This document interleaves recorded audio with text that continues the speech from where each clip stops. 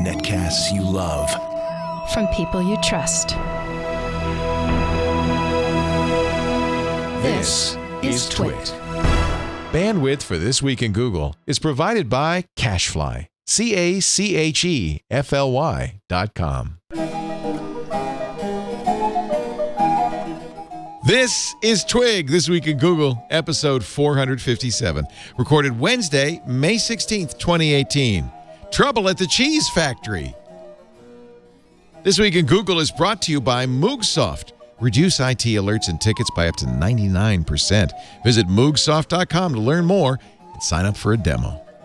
And by WordPress. Reach more customers when you build your business website at WordPress.com. Plans start at just $4 a month. Get 15% off any new plan purchase at WordPress.com/twig. This is Twig, ladies and gentlemen, This Week in Google. And we couldn't have a more googly panel for today's show. Just waking up from her barbecue coma, Stacey Higginbotham in Austin, Texas. She had Franklin's today, folks. So mellow. She's so mellow. I am. You know, if you're lucky, you might see meat sweats later. Oh, something to look forward to. If you want to, you can just lie down on that Pilates reformer behind you. Is that an ember mug you're drinking out of right there? No, this is my just It normal looks mug. like the ember mug, the one that is USB powered and heats. No, that's totally different, and it's bigger. No, I have one just like that. Well, Really? You have this kind? Yeah, they Okay. make a kind of more standard coffee mug as well. What did you go for? The brisket, the ribs, the chicken? I went for everything. I was really my. It was all there. I didn't have any sausage. I'm not a huge sausage. I always go for the links. I like the hot links. Love the links. But I've been told, ATX Food Guy tells me you can only judge a barbecue by the brisket. That's true, and you got to judge it by the fatty brisket. Fatty brisket. Or the wet brisket, however you want to call it. Oh God, that's disgusting. It's delicious. See, Jeff Jarvis is also here. He's a professor of journalism at the City University of New York, but in his younger days, he judged pizza for the. Not only did I judge pizza, but I also judged the Russian River Slugfest cook-off. What kind of food was it? Slugs? It was awful. The winner that year was Sluggeroni, the Russian River treat. Oh God! Oh, they tried to make slugs into a positive thing since they were overrun with them. They're really slugs? Well, the French eat snails, but they take the snails and they put them in a barrel of meal for a season. Oh, they did stuff like that to these, yes, supposedly. Because then it de-slimes them. I couldn't do it. I don't want to eat any food you have to de-slime. Just, no. I'm just saying. Wait, no. Okra? Okra has to be de-slimed. People are saying, Oprah? What? Oh, okra, it's delicious. And all the way from San Pietro di Felletto in beautiful downtown Italy, Mike Elgin. He's in a cheese factory. That's right, called Parenzine. It's there's so much cheese in this building that I'm in. It's like not even funny. There's like walls and walls of Parmesan and all this different cheese. They have good smell. Yeah. Man, I'm so jealous. Your Prosecco event is coming up, right? That starts Monday. So people will be arriving in a few days. Right, that's Wow. right. It's going to be action-packed. It's just going to be ridiculously. I don't know how everybody's going to eat as much as we've got planned for them to eat. For that matter, I don't know how much. I don't know how Stacey eats as much as she just ate. But it can be done. So it can be done, and it will be done. The key is not to starve beforehand, because then your stomach just shrinks. Oh. You've got to maintain stomach volume. You've got to build it up. Build up its strength. Is that what you're saying? Yes, No basically. surprise. Oh. I am just, you know what? I'm just grateful that I don't live in Austin. As much as I would like to, I think I would most likely kill myself. I mean, I would just overeat, and I would just. But what a way to go! But what a way to go! Yeah. So we're all coming down from our Google I/O high. Stacey was at Build. Do you feel like, Stacey, that you maybe made the wrong choice? Actually, no, because IO did not have a lot of great IoT stuff for me personally. And Build actually had a really compelling, and it pushed forward a lot of the conversation we're having about IoT at the edge. So I actually think I made a good choice. Well, but they gave all of us press free IoT kits. Oh. So I don't take freebies from press stuff, even cheaper stuff. They gave everybody it there, but yes. I know. Even when they gave out, when they gave remember the first Google phone? God, what was that called?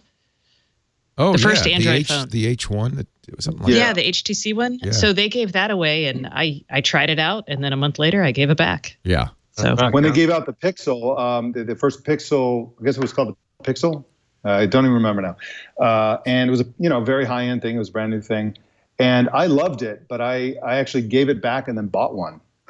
Yeah, that's what I do with. You got class. You got class. I kept it and bought one. That's the best of both worlds. And then there's Jeff. That's right. Because I'm now dreading all the stuff that's going to come out this fall that I'm going to have to buy. I've believe me, I've bought plenty, but I'm dreading there's going to be tons of new stuff to buy come fall. Oh, I hate it, and every year I say I'm not buying another iPhone / Galaxy phone / Pixel phone. Yeah. And Lisa says no, I'm sincere. I don't want to. And Lisa says you have to, and she's right. I mean, I do have to. I've been using since Google I/O. I put in fact, I think it was during the show. I put Android P. God, I've got to come up with a better name for that on here. And I am really liking it. It's very stable, by the way. I like it too. It's really really nice. Yeah. I had one bug where it wouldn't show me all my apps on the app view. Reported it as a bug, and I'm sure others did as well, and it's fixed. Good. It's working very well. And the gestures are making sense. I thought I was going to be sticking my tongue out and being confused, but no, I'm fine.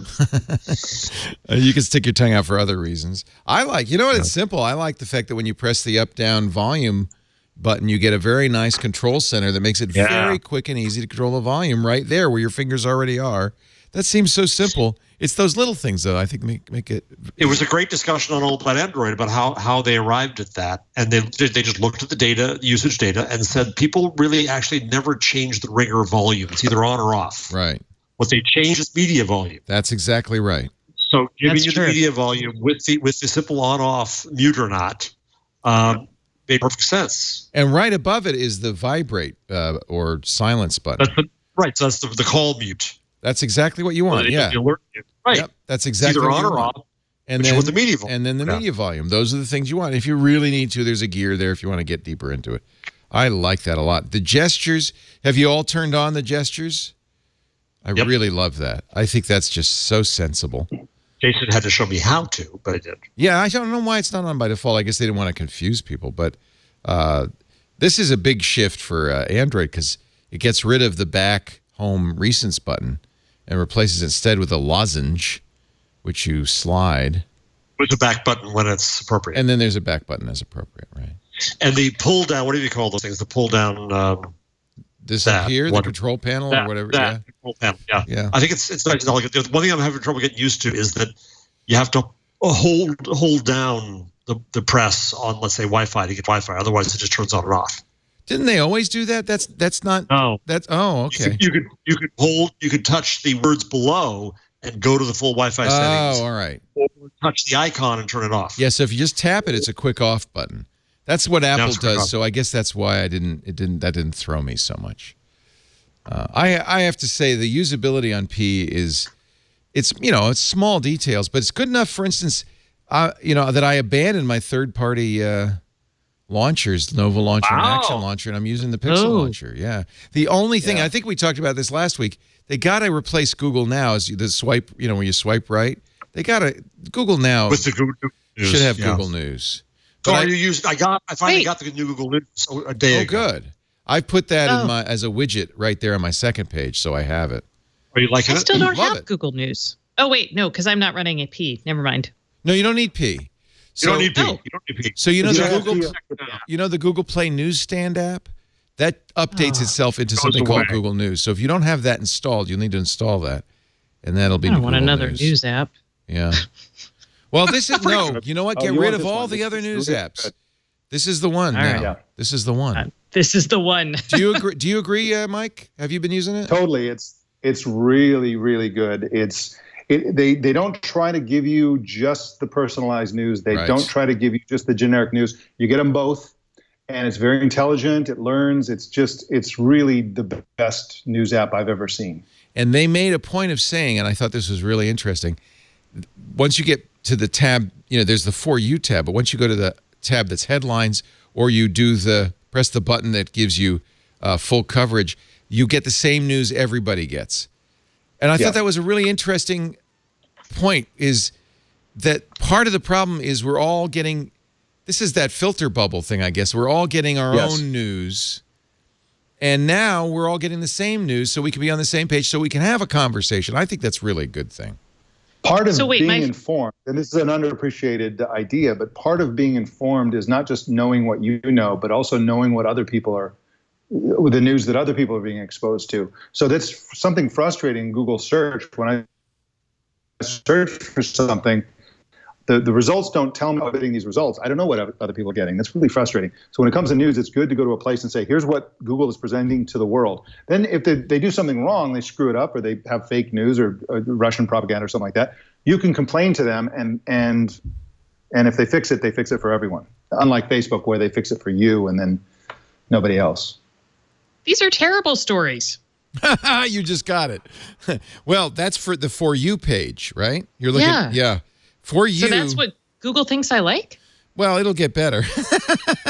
Google's giving 8 out of the 10 stories are like celebrity gossip. Like Jennifer Lawrence got, what is this? Even has to wait for a table at Brooklyn Hotspot Lilia. I don't care. Yeah, you need to go into your favorites, that third tab. Really? You're kidding. No. I got Deadpool. My top story is the FC, or the Senate votes to save net neutrality. Yes, but that's then, mine as It well. knows you. Yeah. It knows you. But it took number 7 is Trump discloses payment to Cohen in financial report, which I feel is larger news, way above Deadpool and Jennifer Lawrence. Not above Deadpool. Yeah, above Deadpool. But you can change that. Go to favorites, and you can select the sources that you want. I get a lot of. Why am I getting these? Is it because I'm a girl? I hope not. Because I've got so much celebrity news. Yeah, see, I disabled that in the favorites. Okay. All right, I'm going to favorites, y'all. Sorry. Usually, I'm just like, why is this so sucky? Yeah, I have no celebrity news in my favorites. I love it when you say y'all. No, y'all. If you were to use the app every day and always ignore the celebrity news and always not ignore other news, it would fade away. You can't ignore it. You can't. Google You can't ignore it. That's exactly right. You have to look. It is Not all bringing of out your them. true essence. And this drives me nuts. So I once, you guys, clicked on news about the royal wedding because as a journalist, I feel like I have to keep abreast of what people are talking about. Yeah. Blah, blah, blah. Yeah. And now I have to unlike every single member of the royal family. Do you know how many of them there are? And more of them keep popping out. It's distressing. Apple News was the same way for me. It would surface a lot of gossip, but the problem is those are link baity headlines, and you really kind of almost have to click on them. So I don't even want them in my feed at all. I don't want to even have them there because that way I won't be tempted. But you can do that. You have to go to the favorites there. I'm very happy. I agree with you, Mike. I'm very happy with this. I think they've done a good job. I love that they kind of front and centered the idea of everybody being, getting the same feed. Yeah. And they finally come up with an idea that I think is better than a newspaper. So a newspaper, I love newspapers, especially in print. But the idea that you have a intelligently curated deep dive on multiple publications, that's really where you start to understand what's happening in the world. Yeah. Not when you read just one publication, right, or when you're awash in whatever social media throws at you. If you can take a deep dive into an issue and see what the Daily Beast says about it and what some other publication says about it, then you really start to understand it, and I think that's really important. Yeah, I think in a way that's kind of what the New York Times was saying when they said all the news that's fit to print. That was the news part, right? But it was still one. I understand it was one editor, one journal. Exactly. Yeah.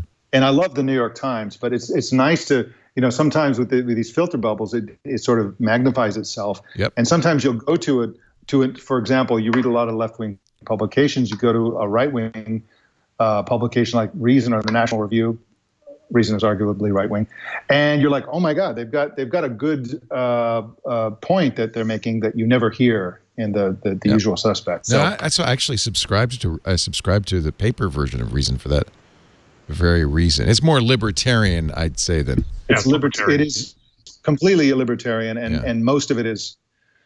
It's not a great publication like the New Yorker or something like that, but they will put out a perspective consistently that's worth listening to. It's thoughtful and intelligent, at least, right? I mean, it's not the Atlantic, but it's trying to be, and it's a different perspective. Yes, that's the point. Without getting into vitriol or hate or anything, it just tries to make you think differently, which is fine. Did you see that Facebook says that they have clobbered in the first 3 months of 2018 more than 500 million fake accounts? I hate stuff like that. Is that a lot? Is that supposed to be a lot? I have no idea. 500 million is a lot. Oh, I'm sorry. 4 Wait a million minute. users. Over 4 billion users. Yeah, over 6 months, 1.3 billion. Yeah. So what if there Zuckerberg are 10 billion things that they didn't catch? But these are whole accounts. So if you have 2 billion accounts and in 6 months you've killed 1.3 billion, that tells you something. Yeah, well, it tells you it tells you the fake news people are creating counts as fast as they can. Because of latency, sometimes, Mike, it's going to be a little hard. Mike. Oh, sorry. So, because last time I was muting myself every 2 seconds. You're good. I hear you. Go ahead. Oh, yeah, well, all too much. Can you go back to that muting thing, Jeff? It really worked well. We were enjoying that.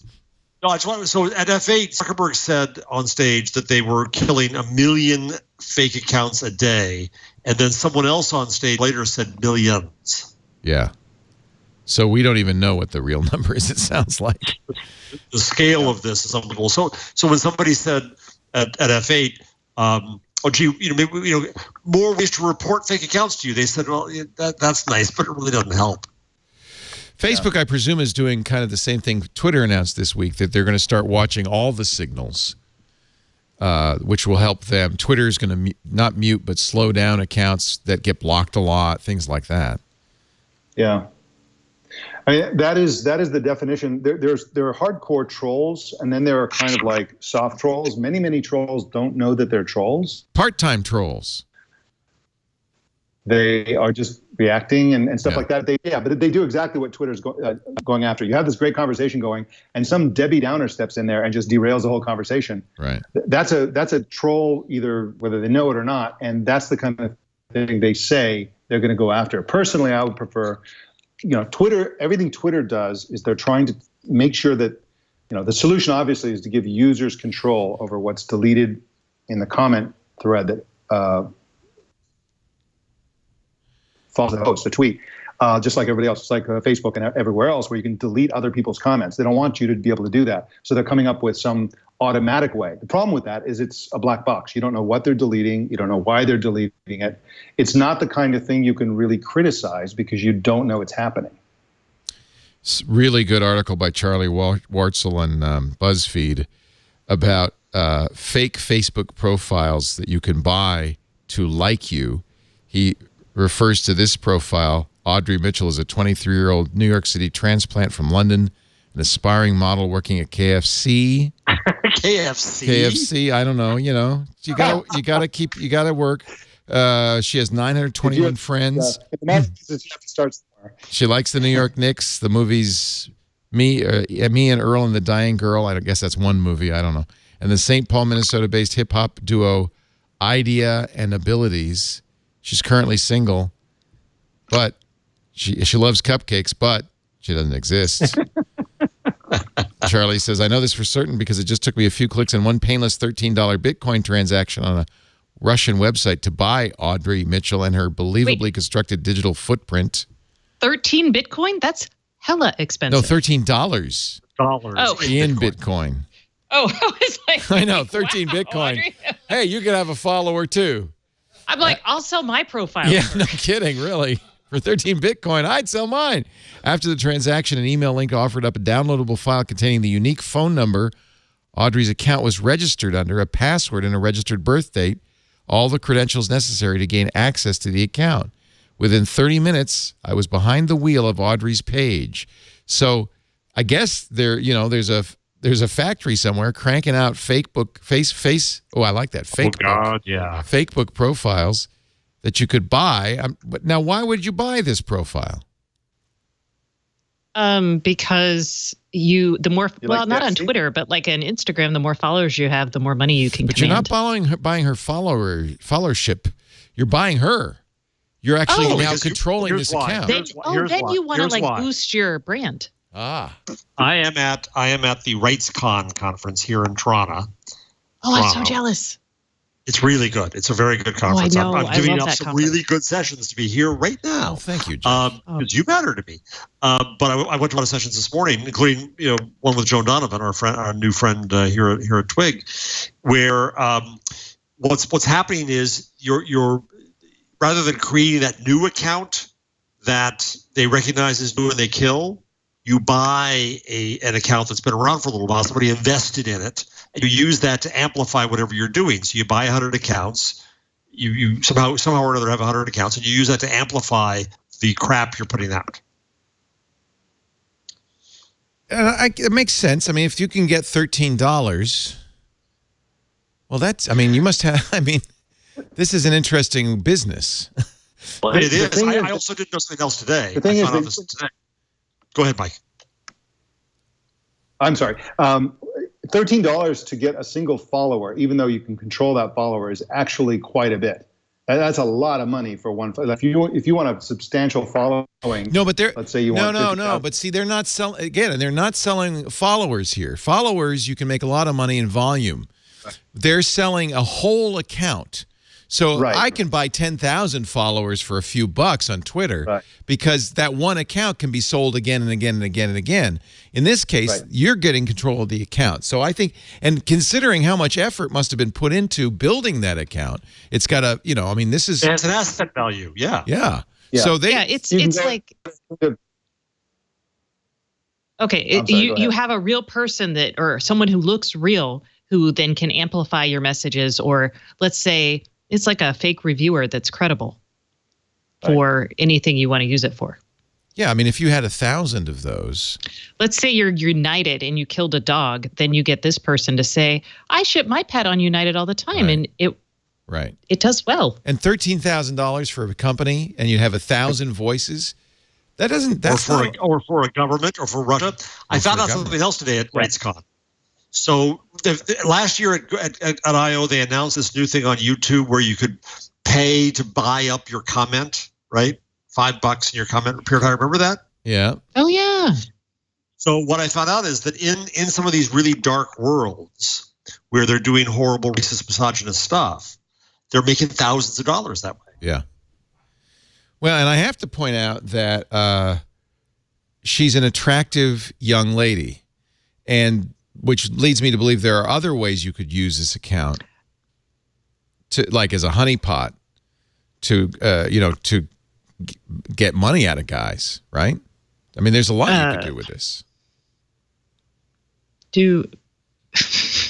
I don't know if I want to follow that train of thought. Well, no, but I'm sure that's I'm almost certain that's how that's going to be used.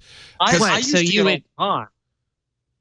Those fake accounts would try to friend you, right, Leo? Yeah, right? And all the time. You don't send them like weird compromising things. I don't, but some people might. And it's not necessarily weird compromising things. Some of the things you do is you say, send me $10. Or here's my wish list. Send me things from my wish list. There's lots of ways you can monetize an attractive young lady or a fake account by a fake attractive young lady. I think that I would guess is the real use for that. Because if you're United, I'm sure United doesn't do this, but if you're some company that wanted merely to have a lot of positive comments, you wouldn't have attractive models. You'd have all kinds of people, mostly schlumpy, mostly real people, right? I guess to test that theory, we would see how much how these are valued. So is she $13 because she's pretty, or is she $13 because she has X number of followers? I think, Stacey, you need to do a deep dive. I already deal with enough gross people in the world. I don't need to go here. No, I don't either. I don't have to go here because I know I'm sure that's the case. By the way, we're going to let Mike go because the quality of his I'm sorry. cheese factory line is bad. Interrupted him. No, he couldn't participate very well because of the latency and the Lord knows I've been there. Yeah, you have, and we've let you go sometimes too. So. Yes, you have. I hate to do that, but because I love the contribution, but he's great. It makes it hard to have the conversation. So I was really hoping for like a cheese factory tour. I know. We should mention though, even though I'm sure it's too late for the Prosecco tour, which is coming up this weekend, that there are other events you can go to if you go to Mike's website, gastronomad.com. Click the experiences link. He's going to have many more events. A Provence event coming up next in June, Morocco, November, Mexico City, December. Wow. Yeah, he and his wife, Amira. Amira's a brilliant cook. They invite, I can't remember how many it is. It's like 12 people, 6 couples. You cook together, you eat together, you see the sights. They go there ahead of time and become experts in the area. It's a really nice idea. Gastronomad.net. We'll give them a plug. So this is the article. Facebook disabled, according to their transparency report. This is kind of mind-boggling to me. Mind-boggling, yeah. More than 500 million fake accounts, not to mention millions of spam, sex, and hate speech posts. The question I don't know, it's is the internet. It feels kind of like that's low. Do you think they've been doing that all along? Yeah. I think they're probably doing more now. But what's fascinating to me is that we keep on talking about technology being the problem and the platform being the problem. What's really happening here is and I heard this at this conference today, is that governments are putting companies in the position of being an intermediary.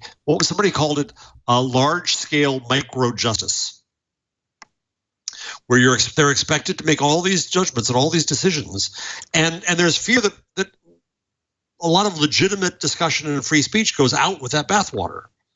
But yeah, they're right now the hot seat they're on. They're going to kill stuff right and left. Well, if they have any clue? I agree with you. That's not exactly who you don't want to put in that position, but who else? So here's the question. It's really interesting. I've been thinking about this a lot lately. Number one, we've met the problem, and guess who? It's human. It's not technology. It's not technology doesn't lead us down this path. It's that a small number of people manipulate these things in bad ways, and we say to the platforms, fix it. But you're fixing a societal problem, right? And that's difficult. Number one. Number two, we're concentrating all this energy on. Stage. I'll do number two, then I'll shut up. We're concentrating all this energy on the bad side of things. All this resource, all this effort is trying to tamp down, which we're never going to do. We're going to fail at it. Meanwhile, we're ignoring the quality end, when we could be putting more resource into saying, ignore that junk. Yeah, there's junk there. There's always going to be junk there. Ignore that. But here's good stuff, and we're going to help you find it. We don't do that. End of spiel, Stacey. Oh, no. I'm glad you had the numbers. That clued me to the fact that I was like, wait, nope. So I would argue that these platforms, they have to recognize their role as a tool for information, gathering information, or not gathering, delivering information. And as such, they actually do have a responsibility. And I argue with Matthew Ingram about this all the time. He hates the idea that Facebook is going to censor people. However, if you build a platform with the intent that people will use it, you have to build in controls knowing that some people are going to use it in a way that is counterproductive to good citizenship or civility or whatever else. And to say, we built it, we have no responsibility, that's what we've done with the nuclear bomb. But at the same time, that hasn't turned out super well for people. So we have to figure out the same sort of things the same sort of frameworks and conversations we have about other tools that we've created that cause problems or could be used for good. Well, and Stacey, I'm sorry, go ahead. We know what happens if you don't do that. You get Twitter. So I think it's good and bad. It's good and bad. Yeah, but I like Twitter. Twitter is good for me. Yeah, Twitter is good. Not saying Twitter's not good, but Twitter, unfettered free speech on Twitter became a massive problem. I think that they're actually starting to get a handle on it, but it became a massive problem. And I don't mean for me personally. I mean just in general. Well, the problem, of course, it can be seen. It can be seen now.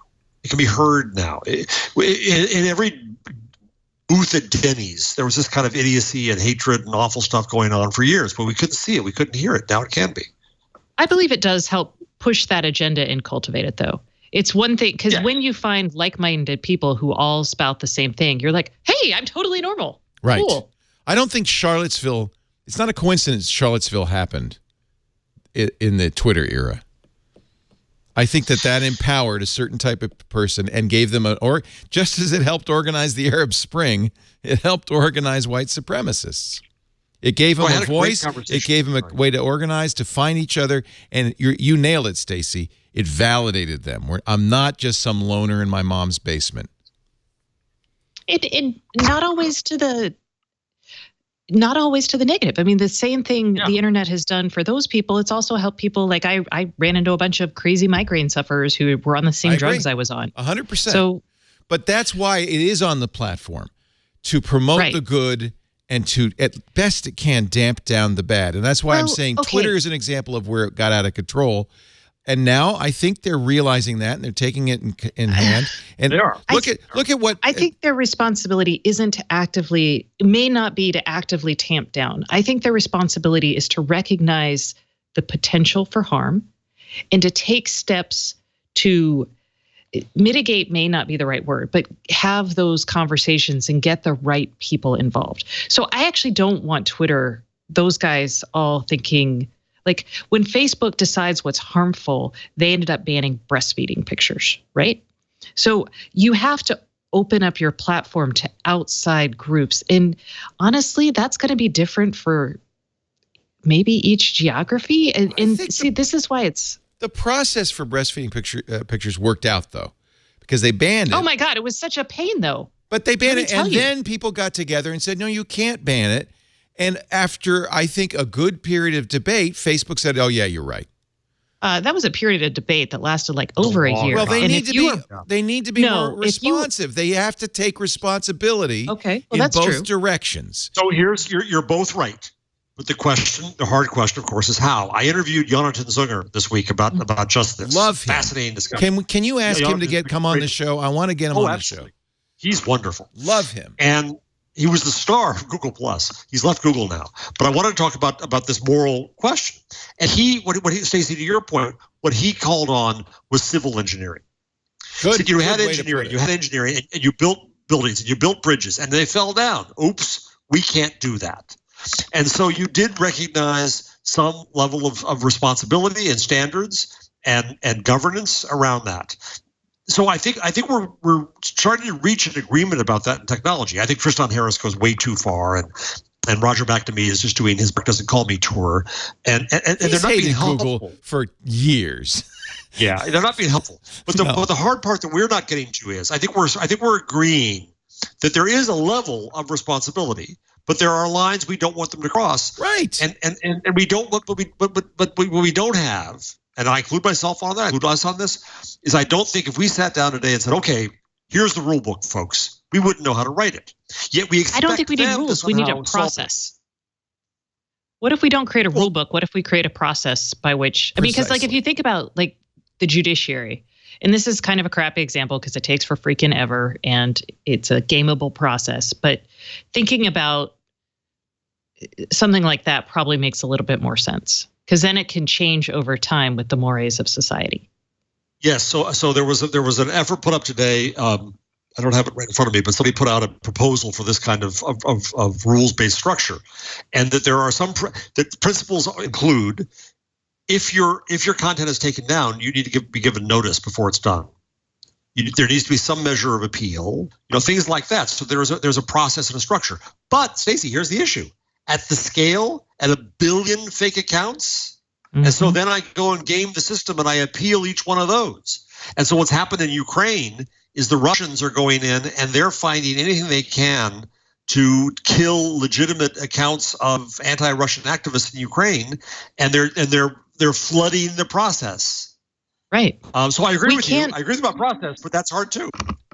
Well, so this gets back to my core thing, which is we have engineered all of technology, all of computing to be computer-like, to be binary. And we don't think of it as adversarial. And so this is where I think when we start trying to scale out stuff that interacts as tech interacts in more facets of our life, becomes more valuable and decides more things that matter to people, we have to think about how people will game the system. When you say adversarial, you mean a process like the legal system, like the adversarial process. For everything. Otherwise, we can't. We're basically sticking all of this on computers with the same mindset we've had since, the 1980s and 70s, which is if I program it to do it, it will do it. I think you're exactly right. And I think that's what's happening right now, frankly. I think that's the conversation that's happening.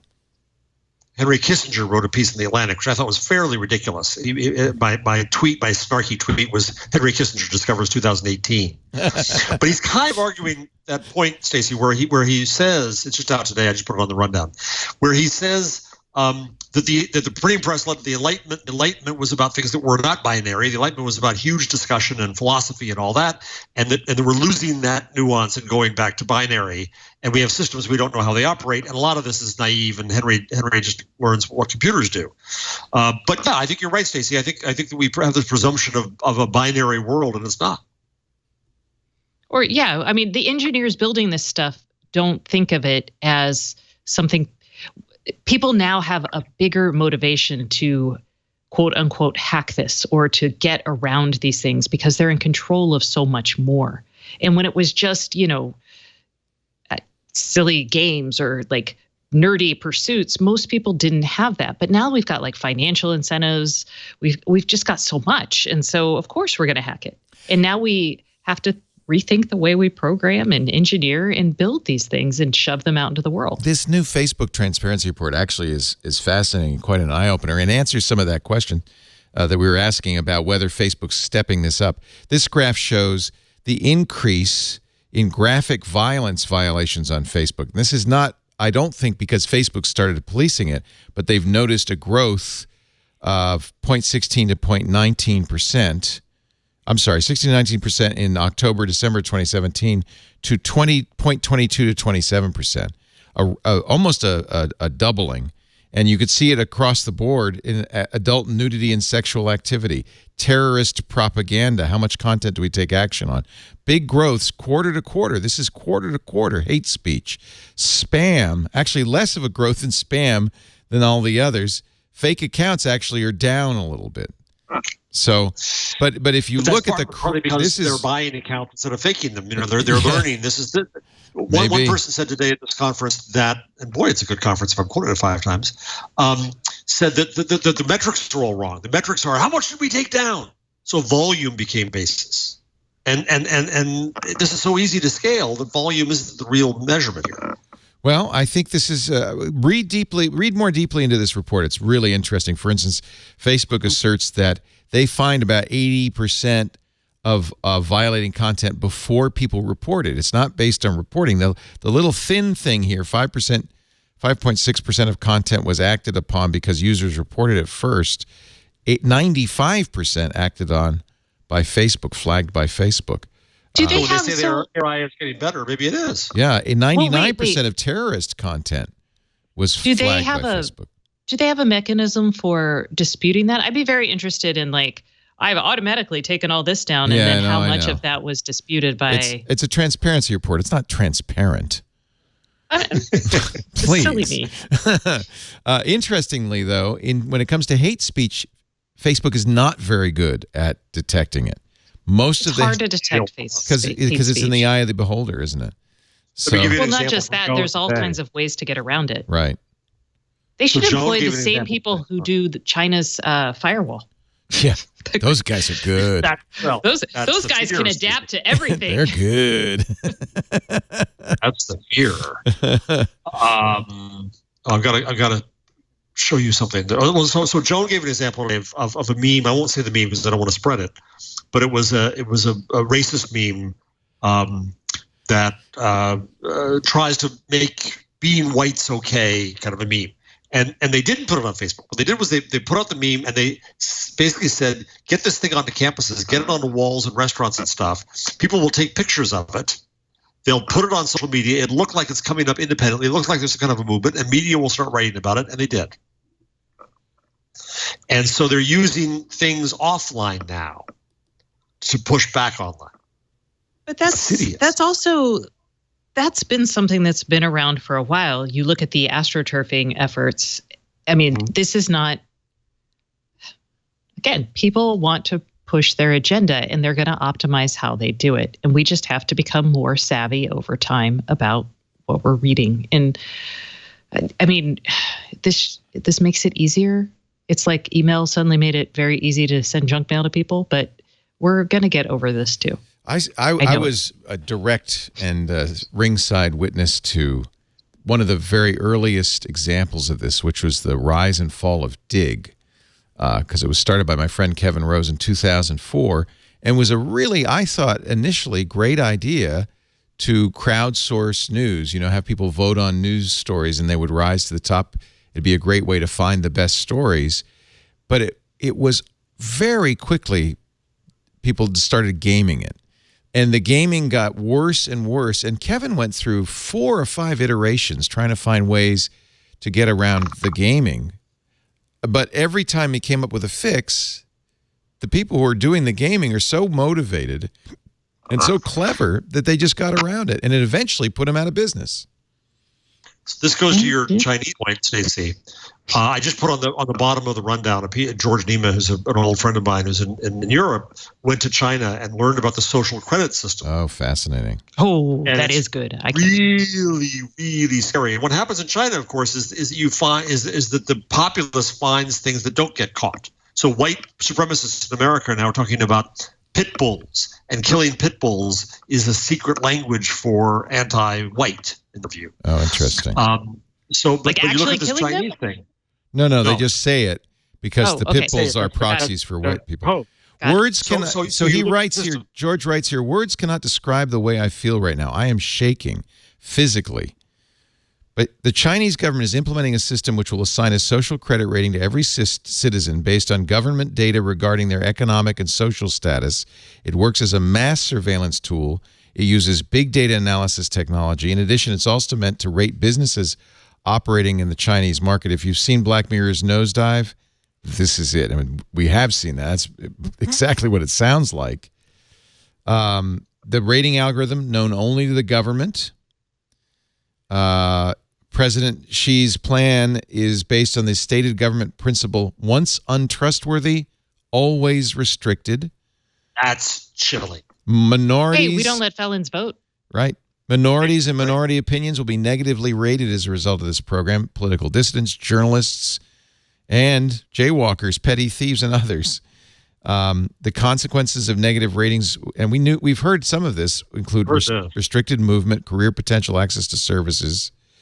People who, get this one, who associate with people with negative rankings will also be negatively ranked. So there's an incentive to isolate and marginalize minority opinions. There is no appeal process. Once you're rated, that's it. There's no system to challenge positive or negative ratings. And he CCs you, Jeff. Yep. Yes. This is, Kevin and I talk about this stuff all the time because we're intrigued by it. What's crazy is the amount of technology that we have deployed that China is using in this process. So think the surveillance cameras, actually they're putting wearables on workers to track their emotions during work so they can understand what makes a person productive. We do have something very similar here in the United States. It's called a FICO score. Yeah, this is not like a FICO score. But good luck appealing your FICO score. Yes, but that only affects your credit rating, which does, I'm not saying that's not insignificant, but this can affect, like, if your kid gets into the right school and, not being able to travel. Your FICO score? There's redlining, we never got rid of redlining in this country. No. And there's all sorts of subtle economic redlining. I agree. We are not anywhere near what China's doing, but that is absolutely the end game, the potential for this kind of stuff. And that's why it really is important we pay attention to. Government's more frightening than companies. Well, so that's a good question. We assume that the government's more frightening because they have these broad, unrestricted powers. But the way our current government's going, if you look at like what happened with, is it Experian or Equifax? I can't remember which one. Equifax. Not getting. I called them Experian for a while, but it's Equifax. Yes. So not getting in any trouble. If you look at how companies are corrupting our government, it's kind of boiling down to the same thing. Well, I think that's why I mentioned FICO scores, because that is not governmental. That is private industry. And while it is nowhere near as nasty as the social credit system in China, it has some of the same attributes. And it doesn't have to just be government. If it's going to happen in the US, it's probably going to happen through private corporations, I would bet. Well, and there are insurance firms who look at like your Facebook friends to see if there are employers who look at your Facebook friends before they hire you. And mortgage. It's credit risk too. Yeah. Mm-hmm. It's all in there. So it's just this is a cautionary tale. This is something we should be very much so. This is the end game on stuff like this. This is. And when we say we want to get rid of bad behavior and we want to stigmatize bad behavior, which in obvious cases I agree, but what system are you creating and how will it be used? Yeah, it was going to Japan was really interesting for me because on the one hand, they do what you've always advocated, Jeff. Instead of making a law, they use social shaming to keep people in line. And it's I advocated that? Well, you said that really norms should guide behavior, not laws. Right. Okay. That's kind of the same thing. That's like being in a small town in the Midwest or the Deep South. I mean, you could be shamed for all kinds of stuff. We have responsibility. Right. So Stacey, but I have to point out your neighbors have responsibility for the behavior of the town. I have to point out that again, this can be misused. Yeah. Can be repressive. Well, but in the case of the U.S., you can always leave your small town, which is why a lot of people who don't fit the norms leave. Right. Mobility is a good antidote, isn't it? It is. It is probably why a lot of people say, I'm moving. That's it, I'm moving. Why do you think I went to 4 high schools in 3 states and 4 elementary schools in 3 states? The geographic cure. In China, you can't move because your poor social score keeps you in the country. Well, and okay, you really want to get deep. It's also why public policy in this country really promotes people owning homes. It's why there's a mortgage interest deduction. It's not because it's good for the country. It's because it reduces mobility, reduces social mobility. It keeps people locked in where they are. Really? Yes. I think a lot of economists have said that that's actually a bad thing for the economy. It's a very bad thing. Look at Detroit, where people, just abandon homes because that was the only way they could get out, was walking away from their mortgage and their home. Same with employer health insurance. You're stuck with your job. Yeah. So I've always felt that the main role of government is to preserve the status quo and to keep, and mostly that means for the affluent and successful and wealthy to have their privilege and keep the lower classes out of the way and suppressed and working hard for them. And this is one way that government does that and it's subtle, but I think this is exactly the kind of thing I think policy often is all about that. Well, policy has plenty of unintended consequences. If you read, I don't think it's an unintended, is my point. Well, okay, yes, I think it's but I think exactly the consequence. Maybe. I mean, I'm thinking about things like in the Army, for example, wives of people who serve in the military often can't get jobs because their spouses move so often. But the military has refused to kind of create programs that could help their spouses. Yeah. And part of that, I think, is just a status quo and not wanting to change things that for a while weren't perceived to be broken. But I mean, it is hard to change things. But Leo, up here in Canada, they've never been able to write off their mortgage interest, and they buy homes like crazy, and the real estate values have soared incredibly. Well, there are many ways to get people to do what you want them to do. All right. Economic incentives are just one. Okay. Yeah. No, I really think that's. I mean, if you're in a legislature, your goal is, and of course the campaign laws really promote this. Your goal is really to maintain, even kings maintain an even keel. Let's just keep it the way it is. Everybody's happy the way it is. And so there are lots of ways to do that. Hey, did you buy a Google Clips, Stacey? Did you end up getting one of those? No, I thought it was creepy at first, and now it's even creepier. It's Candids of hugs and kisses. Candids of hugs and kisses. Google announced today that their smart camera, that little Clips camera that you don't control, it controls itself, is getting better at noticing things like hugs, kisses, jumps, and dance moves. Oh, well, this is, again, that's like parenting right there. It is. I know this person thinks it's super creepy, but, No, that's just the link bait headline. But I want to see when my kid is dancing. That's perfect time to take a picture. Or if my kid she doesn't have a sibling, but if she were kissing her sibling as a parent, those are the kind of brief moments that make it feel like, oh, I didn't screw this up entirely. Yes. If I'm programming staged. Right. If I'm programming an AI, that's exactly what I'm looking for. Yeah. Moments of emotion. So, yeah. Yeah. Now, what would really be creepy is if it recognized when you were sobbing and started, and now recognizes existential despair, and you get all these pictures of your kids staring out the window. I bet it does, but I bet they write it in. Don't take a picture of that. I'm almost certain it does, and it says don't take a picture. Kick in this new Google junk where it'll tell you to take some time out. We're sending you some Xanax by FedEx. We're banning you. Oh, that's when it shows you ads for retail therapy, guys. Exactly. Have you ever thought of Skyping your therapist? Oh, it'll tell you, baby, I have Skyped my therapist. YouTube. Yeah. No, it's a good. Tomorrow, actually, I am Skyping my therapist. You see. The world is a better place thanks to technology. They're going to. Didn't you say, Stacey, that you wouldn't mind having a computerized therapist? Oh, like a bot for basic stuff? Yeah, I actually think it might be kind of helpful. Yeah, for some people. Why do you say that? Why do you say that? Exactly. What do you think that means?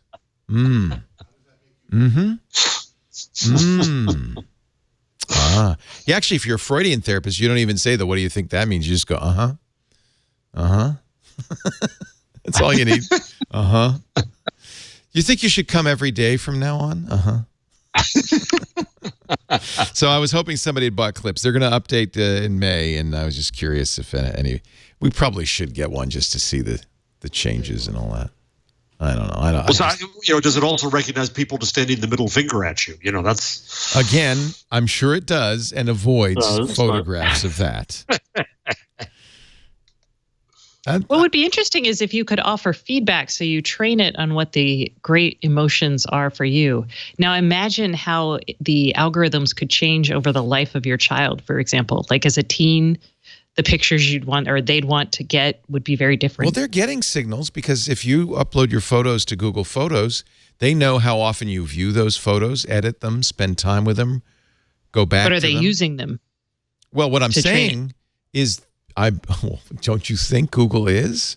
If I could think of it, if I could think of that, I'm sure some Google engineer has already thought of that. There is actually limited compute resources in the world. So no. Yes, there are. Not with the new water-cooled TPUs. I saw their water-cooled TPU. Well, I mean, really, that's the point of Google Photos, is it not? I mean, they're not giving that stuff away for free for nothing. Well, yeah. Yeah, of course. But I mean, really, come on. Surrender, Stacey. Well, I'm like, yeah, okay, but don't you think Google knows exactly which photos you've looked at the most, which ones you've edited? Not just you, but everybody. Well, it doesn't. But it's valuable to know about you too, because then your clips can get a feedback loop saying Stacey wants more of that. She doesn't know it, but she wants more. That's what Facebook does with the news feed. Why wouldn't Google do it with photos and clips? Because it's a problem. What if you start missing things? Your life then becomes like your memories of your life become this weird edited. Yeah, it's the new thing filter that you're bubble. like- You only see pictures of stuff you want to see pictures of. So, I mean, granted, we only see the things Soma. we want in our loved ones anyway, but Right. sometimes you come across a picture and you're like, wait a second. So this is it's photographic soma. It's convincing you you're happy all the time, even if you're not. Here's the real problem. In real world, this happens all the time in many ways, feedback loops with your spouse and your loved ones and all that stuff. But it's That's what therapy's for. it's a very subtle, I think very sophisticated, highly nuanced process. Computers are by their very nature blunt instruments. And I don't care how much you sell neural networks and machine learning and amazing technology, it's a very blunt instrument. So no matter what, whether it's making Twitter and Facebook a powerful tool for good and kind of deprecating the bad, or making your pictures more useful, no matter what, it's going to be uncanny valley time. It's going to be a little bit off because it's a computer. They're machines. They're not that good. Did you watch Westworld on Sunday? I don't watch the show. Oh, I'm so far behind I can never catch up. I can't say no spoilers, but you got to catch up because Sunday was a big one. I'm not saying anything. All right, let's take a little break here and talk about. Do you remember the Moog synthesizer? Mm-hmm. Oh yeah. So the guy who started Moogsoft was a big fan of the Moog synthesizer. He wanted to call the company, see the cow on the logo? Moogsoft, but somebody already had that. So he said, oh, well, we could call it Moogsoft, and a great website was born. A great technology for people in IT. Moogsoft is all about eliminating the noise. I really wanted, when I was in Japan, we didn't get around to it, to go to a pachinko parlor and get some video. I don't know if you've ever been. The pachinko parlors in Japan are basically casinos now. They used to be just those little metal balls going through, and they were always noisy. But now they've also got roulette, not roulette, what do Slot machines. Slot machines, thank you. They now have slot machines, and it's really noisy. You go in there, and it's assaultive. And I wanted to get a video of it because that's what it's like when you're the IT guy. And those alerts and those tickets are lighting up your monitor. Bing, bing, bing, bing, bing, bing. You can't be productive. You can only go stressed out. That's what Moogsoft's all about. Taking all those alerts, analyzing them, eliminating 99% of the alerts, just giving you the stuff you need. It's an algorithmic IT ops platform. Now, they call it AI ops, but the AI doesn't stand for artificial intelligence. It stands for algorithmic IT ops. And it will reduce your IT alerts and tickets by up to 99% guaranteed. And it doesn't do that by keeping you out of the know. It does it by giving you the alerts that matter. Moogsoft's AI Ops platform integrates with all your existing IT tools. So, and look who uses it. I mean, everybody uses this. So you'll get all the information you need. But they correlate events into actionable work items. They call them situations. Like, okay, we got a situation, and here's what you need to do. They even have ways of kind of recording a knowledge base of how you handle these, and it's getting better. It's got a feedback loop all the time. You focus on tackling the stuff that matters. I'll give you a case study. HCL Technologies. They are a managed service provider. They're a global business. They have a product called Dry Ice. Big award winner. You probably heard of it. They include Moogsoft AI Ops as the event management layer within the Dry Ice platform. That way, clients can streamline their operational flows. They reduce time in the life cycle of incident tech. They call it detect to correct. That's the life cycle, from detection to correction of incident tickets. And this is the big number here. HCL experienced a 33% reduction, 1/3 reduction in mean time to restore, so they can support more customers with service quality and keep operational costs low and efficiency high. If you're a global IT managed service provider, you get more alerts than anybody. You need Moogsoft AI Ops. That's why they use it. With Moogsoft AI Ops, you can reduce your IT alerts and your tickets by up to 99% right now. Look at that. Go to Moogsoft.com and get a demo. MOOGSOFT.com. Moogsoft. And we thank Moogsoft.com for their support of This Week in Google. We started with Mike Elgin. We had to let him go because of a bad connection in his cheese factory in San Pietro di Filetto. But we've still got Jeff Jarvis here. He's in Toronto. And hey, Stacey Higginbotham, she's in Austin. She's covered in barbecue sauce. Jeff is covered in conference. What is the conference you're at, and tell us about it? RatesCon. So it's like 2,000 people up here dealing with all the issues we talk about.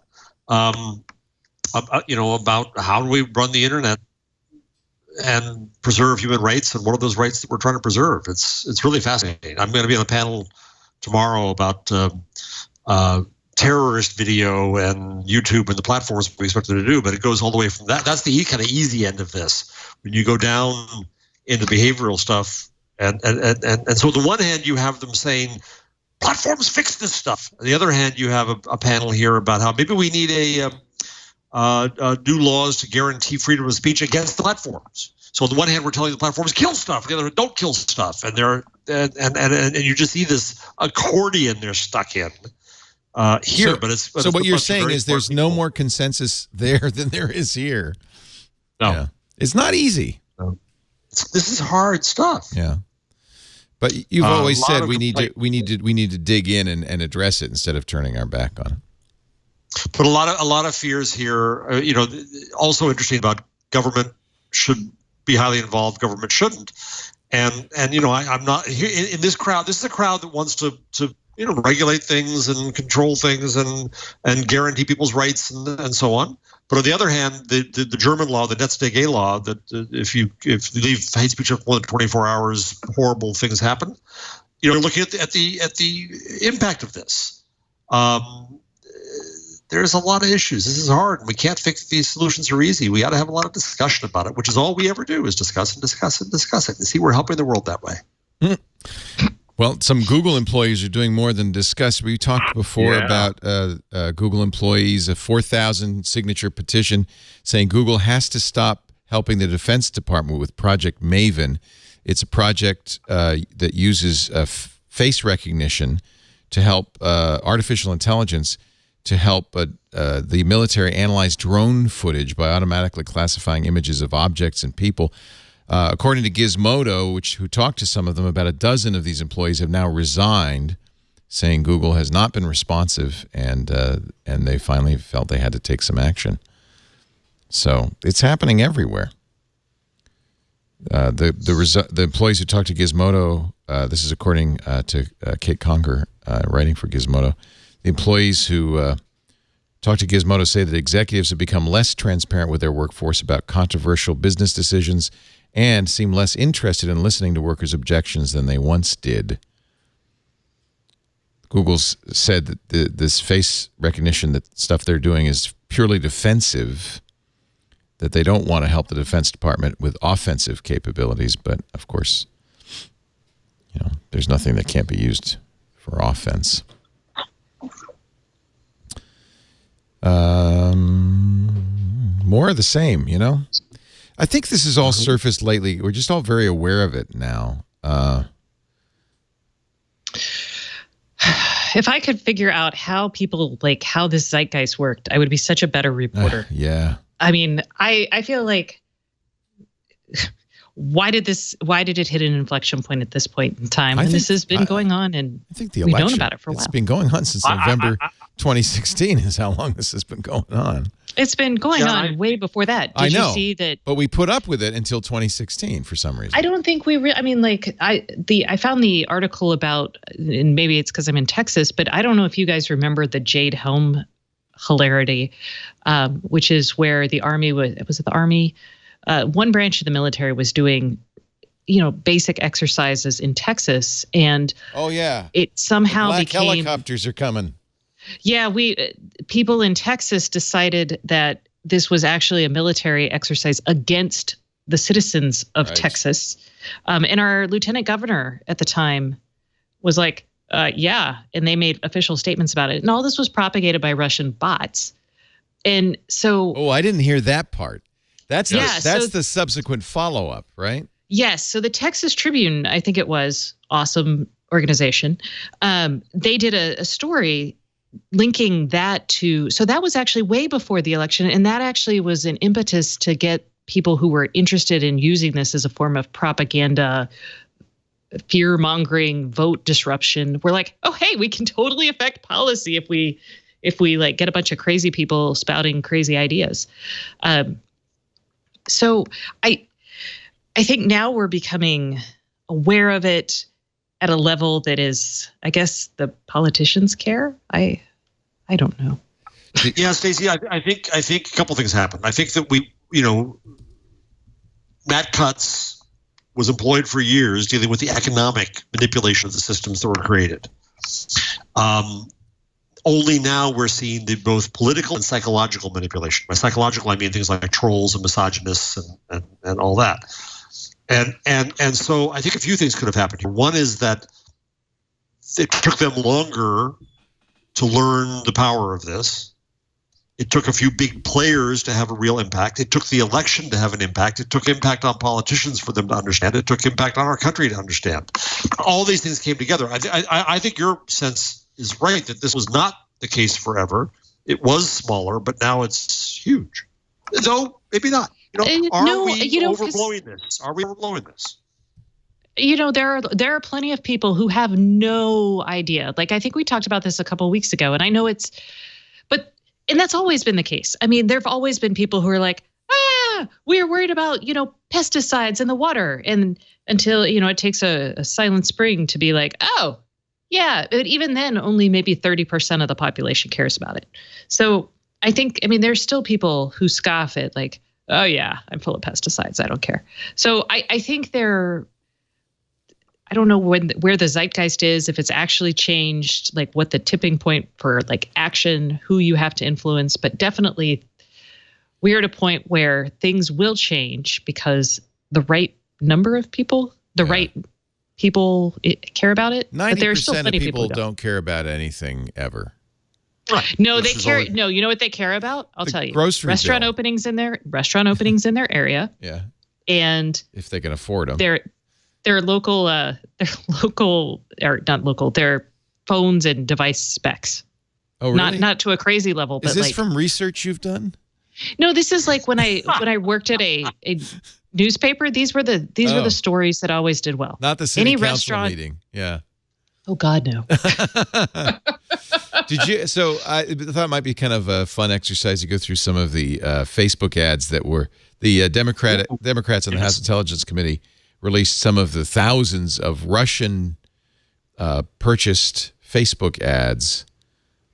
So all of what you're about to see came from the Internet Research Agency, the Russian troll factory, ads purchased on Facebook. Here's one from the heart of Texas, which is actually the heart of St. Petersburg. Don't mess with Texas Border Patrol, always guided by God.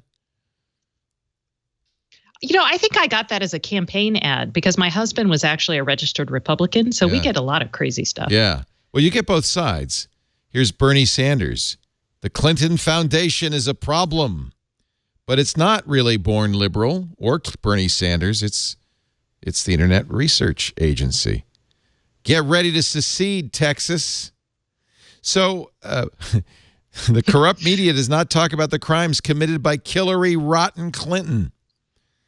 So here's a number of the Black Lives Matters pages were fake. So it's hard to understand what the point of this campaign is, except to just make us all crazy. It's divide. It's to division. Sowing division, because the more divided we are, the less we can do. It's classic warfare, actually. Yeah. Yeah. We talked about this before. This is the Rand report and the NATO report on Russian information warfare. Yeah. You want to sow discord in your enemy, and that's what they're doing. Do you feel like this is sophisticated? It's sophisticated in the sense that none of us noticed it. Is it? Well, we didn't, because they were dark ads. None of us, in most cases, we didn't see them. The people but even the people who were affected of it. But it was people who were the most likely to agree with them that saw them, right? They were very careful to show these ads only to people who already felt this way, right? Yes, Or had but I mean, yeah. So that's sophisticated in that it's preying on like our worst or our. It's not worst. It's just our. It was polarizing. Gut reaction. This is my favorite I'm one. just, Satan and Jesus arm wrestling. Satan says, "If I win, Clinton wins." Jesus says, "Not if I can help it." Press like to help Jesus win. Who wouldn't like that? That one we saw at the time. That one got around because it was so magnificently ridiculous. Yeah. But you know what's going to happen? Well, let me tell you how you got that. If you showed a like, if you liked Laura Ingraham, God, Ron Paul, Christianity, Bill O'Reilly, Rush Limbaugh, Andrea Breitbart, Bible, conservatism, Michael Savage, faith, Mike Huckabee, or Jesus, if you showed those interests, you were the ages of 18 to 65 plus, you would get this. Oh, God. I don't know why I didn't get it. I'm surprised they didn't use blonde Jesus. Blonde, well, he's pretty white. He's super white. But he looks like Yanni. They used Yanni Jesus. But you know what's going to happen? Facebook is going to clean a lot of this up. And you know where this is going to go? WhatsApp. That's And right. There's no way to you shut look this up. There's no way to shut this up. I agree. We're not on WhatsApp, but it's already on WhatsApp for like the elections in India and places that actually use WhatsApp. Yeah. Yep, exactly. Colombia, absolutely. So, yeah, super fun. Mm-hmm. All right, so I want to know, is Google One Cloud Storage a good deal? They've dropped the price. Well, it's funny. Actually, Paul Thurrott put it more accurately. They doubled the storage. So $99 was 1 terabyte. Now you get 2, right? So yeah, I mean, here's what I discovered at one point that I had 5 or 6 of these accounts, and Of course I decided to cut back. And so it's not bad maybe to have 2 because you can have redundancy. Drive is, I think Google Drive is a very good choice because Drive is everywhere, right? Dropbox is also, because they've been around forever. Dropbox is a good deal, although now, they're going to have to drop prices to compete with Google Drive. They're half the cost. Which is probably Gonna the happen. issue. Remember when what was Microsoft storage? They bought OneDrive. Oh, right. Sorry. Yes. Yeah, I still wish I could do it, but we've talked about this a million times in the show. I still wish I could do a backup to Google Drive. like all Really? of your stuff. I think it's too expensive to do that. It is. You'd fill it up. Yeah. I pay for 2 terabytes now. I had a 1 terabyte, but I pay for 2 terabytes because I put all my photos on it. But I also pay for 2 terabytes with Adobe, and I put all my photos there too. I think it's not bad to have 2. So, see, you do it. Well, but I don't also pay anything. I pay for Dropbox, but I don't pay anything on Google. Is it because I'm not using enough data? Yeah, you get a lot free. They're pretty liberal with their. Yeah, like 100 megs free. It's amazing. Yeah. Something like that. I don't know. Yeah, more than enough. For most people. I don't send most of my photos to Google Photos though either. No, that's how you fill it up, or keep a full Gmail box or that kind of thing. But if you use a Pixel and do full quality, you don't pay for those photos, right? I know. What is that deal? Yeah. Right? Is that the deal? Yeah. Oh. We don't. Yeah, we have unlimited free storage of photos on Google. Oh, no wonder I don't pay it. Okay. Yeah. Speaking of Android, good news. Well, did we talk about this last week, or did I talk about it on Twit? Maybe I talked about it on Sunday. Project Treble is really making a difference. We're going to see. Google has said that they are going to start at some point to require OEMs to take Google's security updates. And of course, Treble. Yeah, is we talked about it here. Let's talk about Project Treble and remind people what it was, because I had forgotten. Which is, it's their anti-fragmentation effort for Android, correct? Right. Okay. Well, it's even more than that. In fact, one of the reasons Android P is available to public beta on so many different handsets, in fact, virtually everybody except Samsung, is because of Project Treble. Treble means that the hardware layer, the unique layer that the manufacturer creates, is separate from the rest of Android. It's a hardware abstraction layer, so that Google can say to the manufacturer, here's the updates, and the manufacturer can very quickly roll them out because they're separate from the actual hardware. So it's not as big a compatibility issue. It's not as big as a testing issue. we talked about this on, I'm proud to say this, all about Android, too. That's and right. You could tell that the Android folks were very proud of the impact Treble has had. Well, it's, they're proud because they've done a good job and it's working.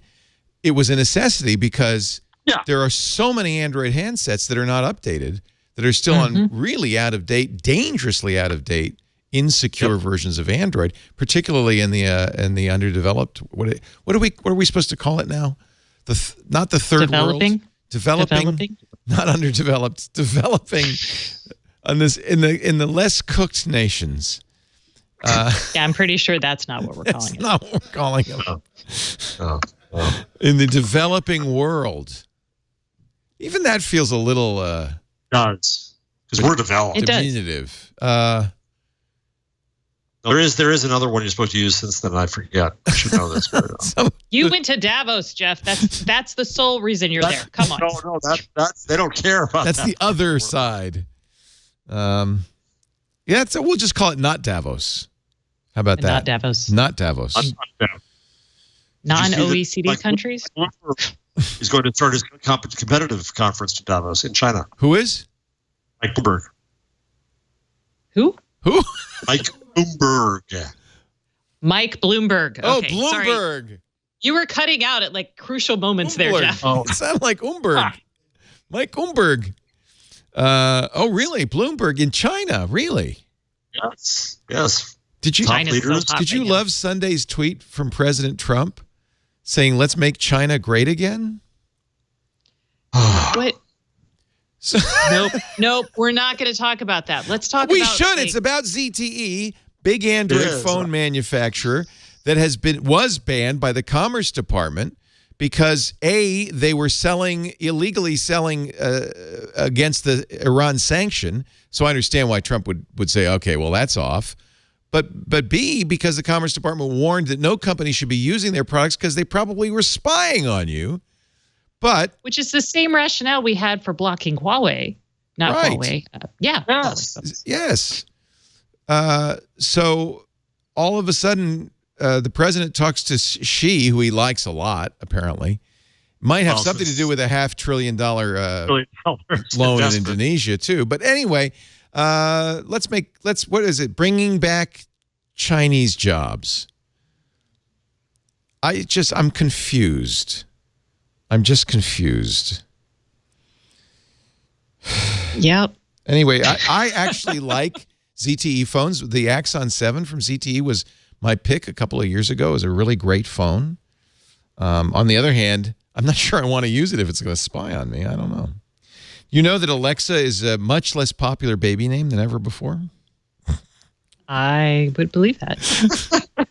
What about Siri?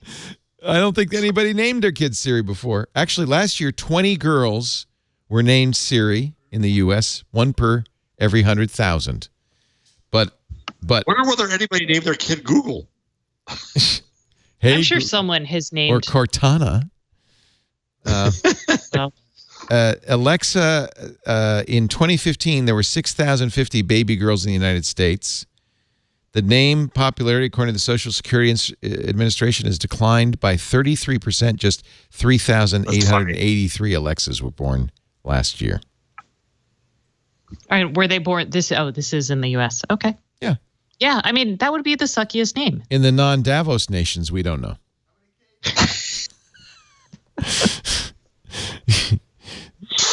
You're going to get me disinvited. How many who? Cadens? There's only one Caden. Here's Caden. Caden is our newest baby boy. Patrick Delahanty, our engineer, brought him by during the show, and I missed him. But we have a lovely picture of Patrick wearing his Screensavers T-shirt. Do you have that on the TriCaster? And little baby Caden, who was, how big was Caden? Was 9 pounds, 7.7 ounces. It's a big boy. That's a hunk of a baby. So was Dad. Dad was 10 point something.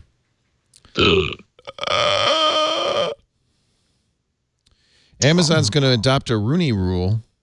Does that mean they're going to start whining? Oh, there you go. There's Jason, and they're the tall guys looking at the big boy.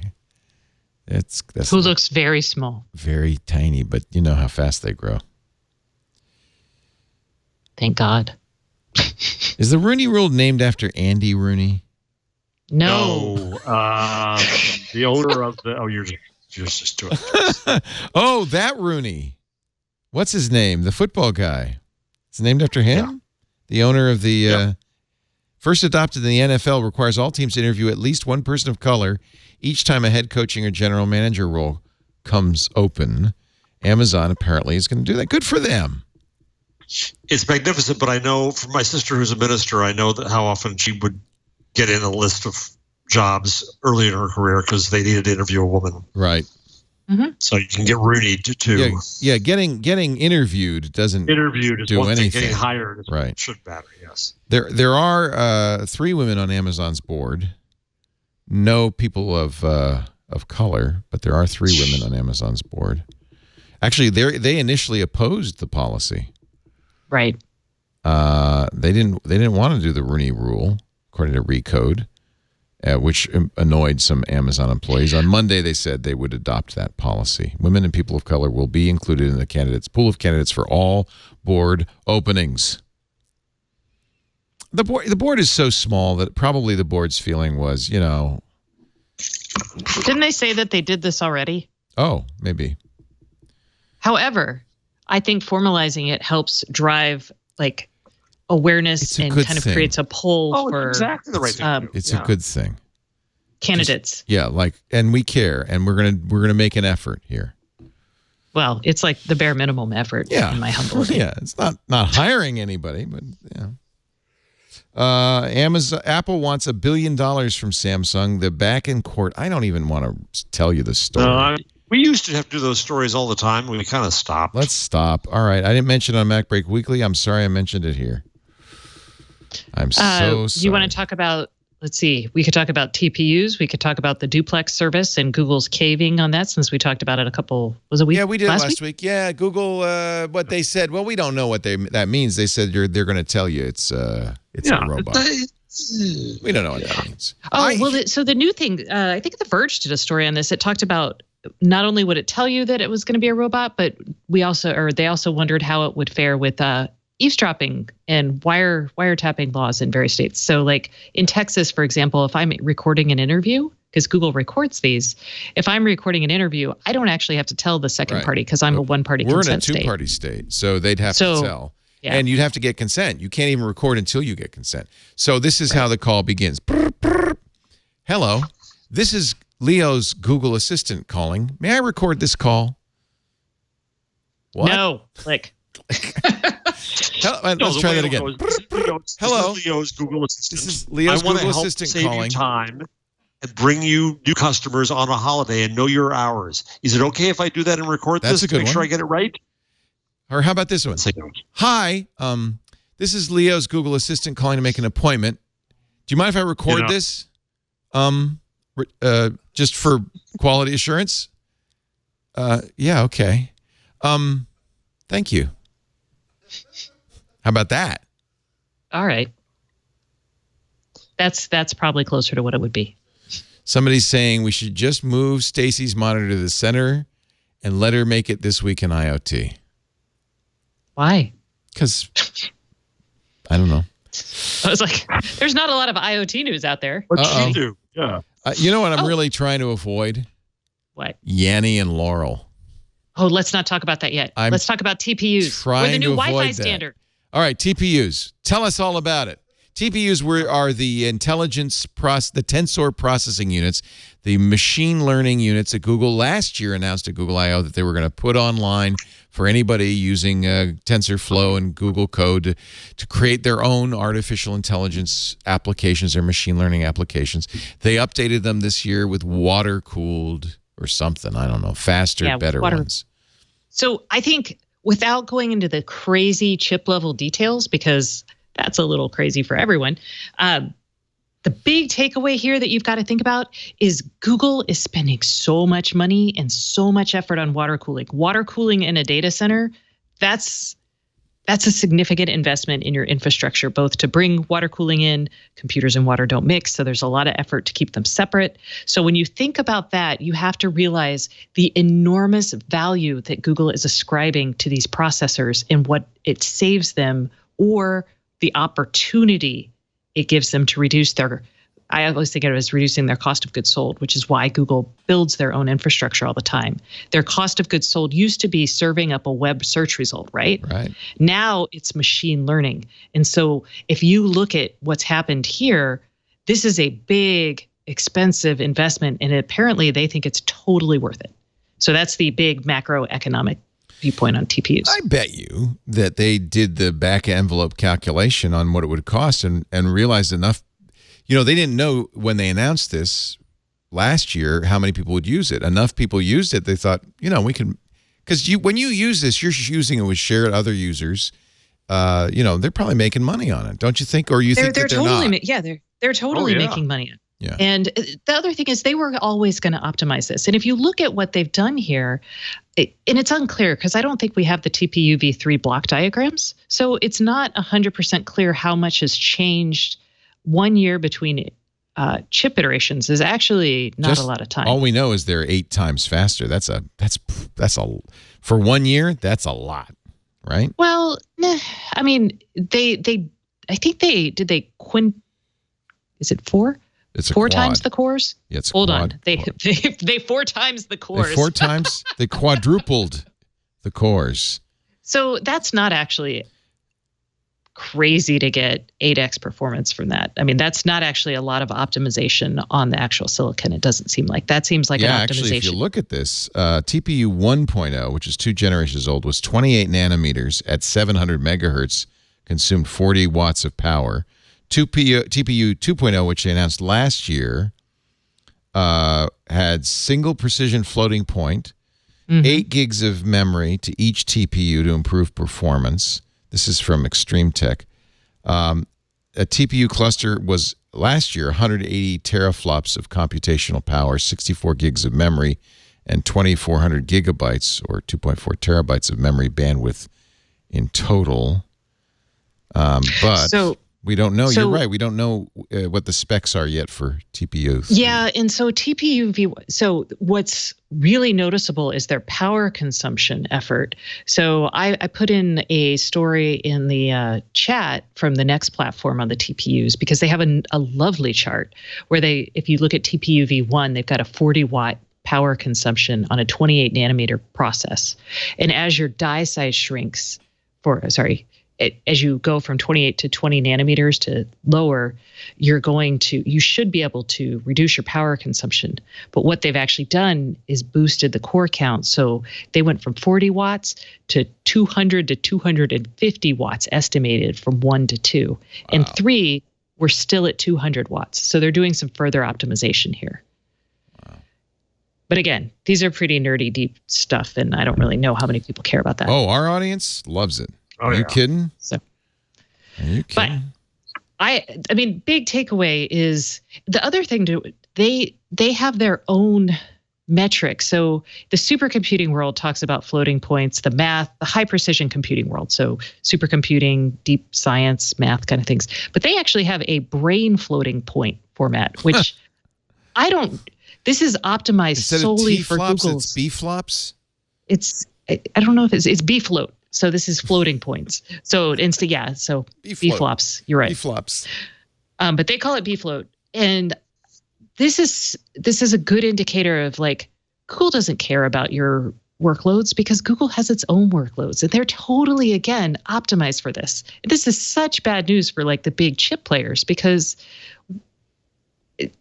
they're being cut out of this market effectively for one of the largest customers. It's basically like what Apple did with their phone chips and what they're going to do to Intel on the PC side or the laptop side. So I think it's fascinating. It's pretty amazing. What I find interesting is the lead that Google has at this point over anybody else. Not only with doing their own AI, well, maybe not over China. I don't know what's going on over there, but I don't know. I mean, people don't talk. This is really like deep competitive stuff. So Microsoft has their FPGAs, and they've had those for a long time for various processing, and their brainwave stuff that they announced in 2016. They talked about that again at Build. So Google has mind share. Maybe they don't have technical advantage, but they certainly have mind share. I mean, NVIDIA has all the mind share in this space right now. Only if you're a Bitcoin miner. They actually said this quarter that their Bitcoin revenue is going to be going down. Is one of the Quartz has Quartz has the story. Good. Quartz is on it. There's a picks and shovels update on the Bitcoin mining rush right there. And then you said, okay, you mentioned TPUs, and what was the other thing you wanted to talk about? Oh, I already forgot. Look at me. I got so excited about it. I'm like, silicon, baby. Let me go back. Oh, no, we talked about it. Duplex. Oh, Duplex. Yeah, we did talk about it. You poo-pooed my Duplex ideas. I poo-pooed them? What were your Duplex ideas? No, they were fine. We talked about them. I apologize for poo-pooing them.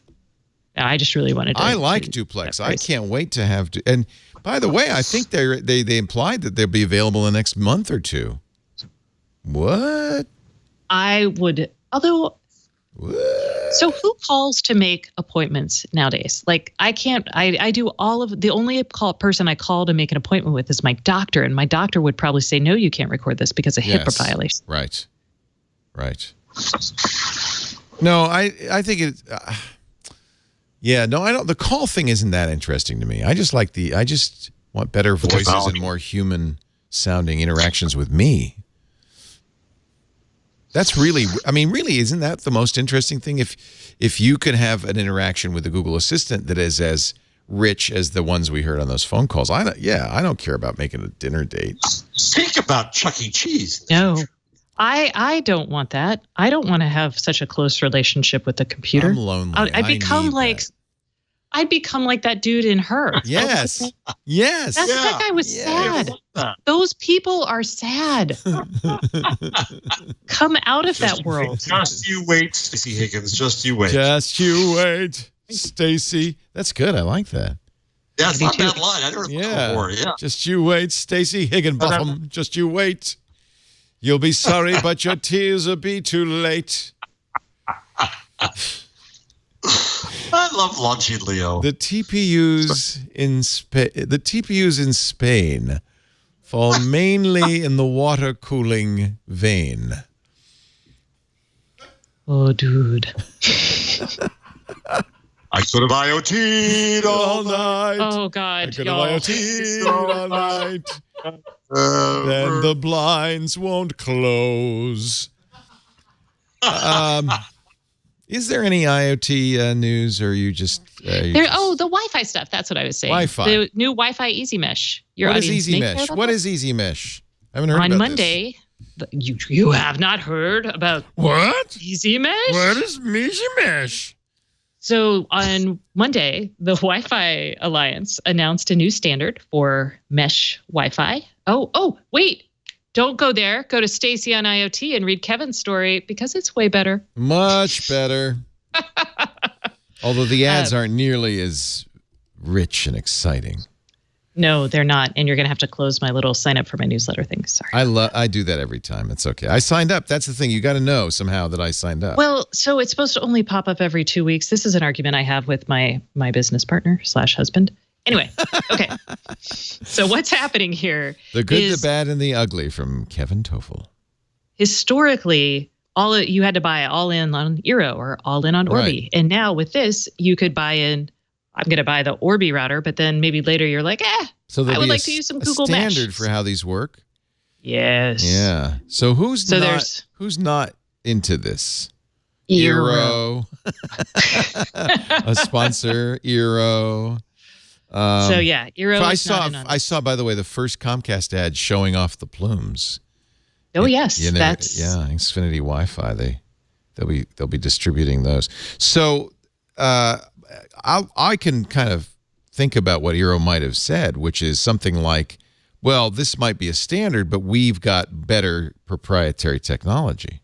That is exact. Gosh, Leo, you are so smart. That is exactly what they said when we emailed them. Just to make sure. You can get excited about Easy Mesh, but we've got True Mesh. Yes. And I've got Ganesh.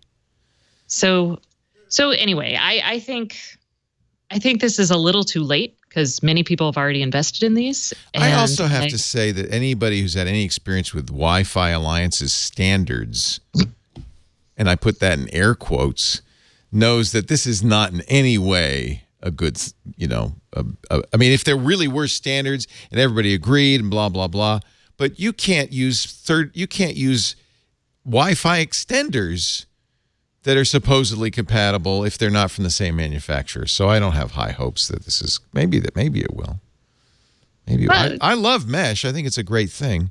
What is though really this key feature of mesh? It's that you get coverage everywhere in your house, which now matters. The duplex conversations between the back end and the access point, is that the main thing? No, it's an easy way to extend coverage. That's really but what's the technology that makes that so exciting? Oh, like the actual technology? It's a software overlay that allows these things to see each other as one big network. Right. So that's its software. Yeah. I mean, there's all sorts of cool, like dynamic spectrum sharing. Those are all cool things that some companies have, but not other companies. And those are oftentimes like part of a mesh system. Like Plume, for example, does dynamic spectrum sharing, but that's not every mesh company does that. Here's a deeply technical infographic that will explain it all. Oh, Lord. Yeah, that is not helpful. So let me just help. The internet comes in here. This is your gateway. Is that a tube, Leo? And then the internet goes upstairs, downstairs, and even to the garage. Thank you very much. I'm really glad they provided all the technical details I'm needing. Yes, that is definitely not, the technical photo, but. Oh, Wi-Fi Alliance. Who is the Wi-Fi Alliance when they're at home? Is it? Yeah. Oh, they throw a hell of a party, I'm sure. No. Answer to that is no. Fortunately, their webpage has a handy link. Wi-Fi Alliance is the worldwide network of companies that brings you Wi-Fi registered trademark. From the moment we coined the term Wi-Fi registered trademark to today, Wi-Fi Alliance has worked diligently to make Wi-Fi one of the world's most... Here's why I don't like the Wi-Fi Alliance. I'll tell you the truth. They have screwed up WEP. They have screwed up WPA. Yeah.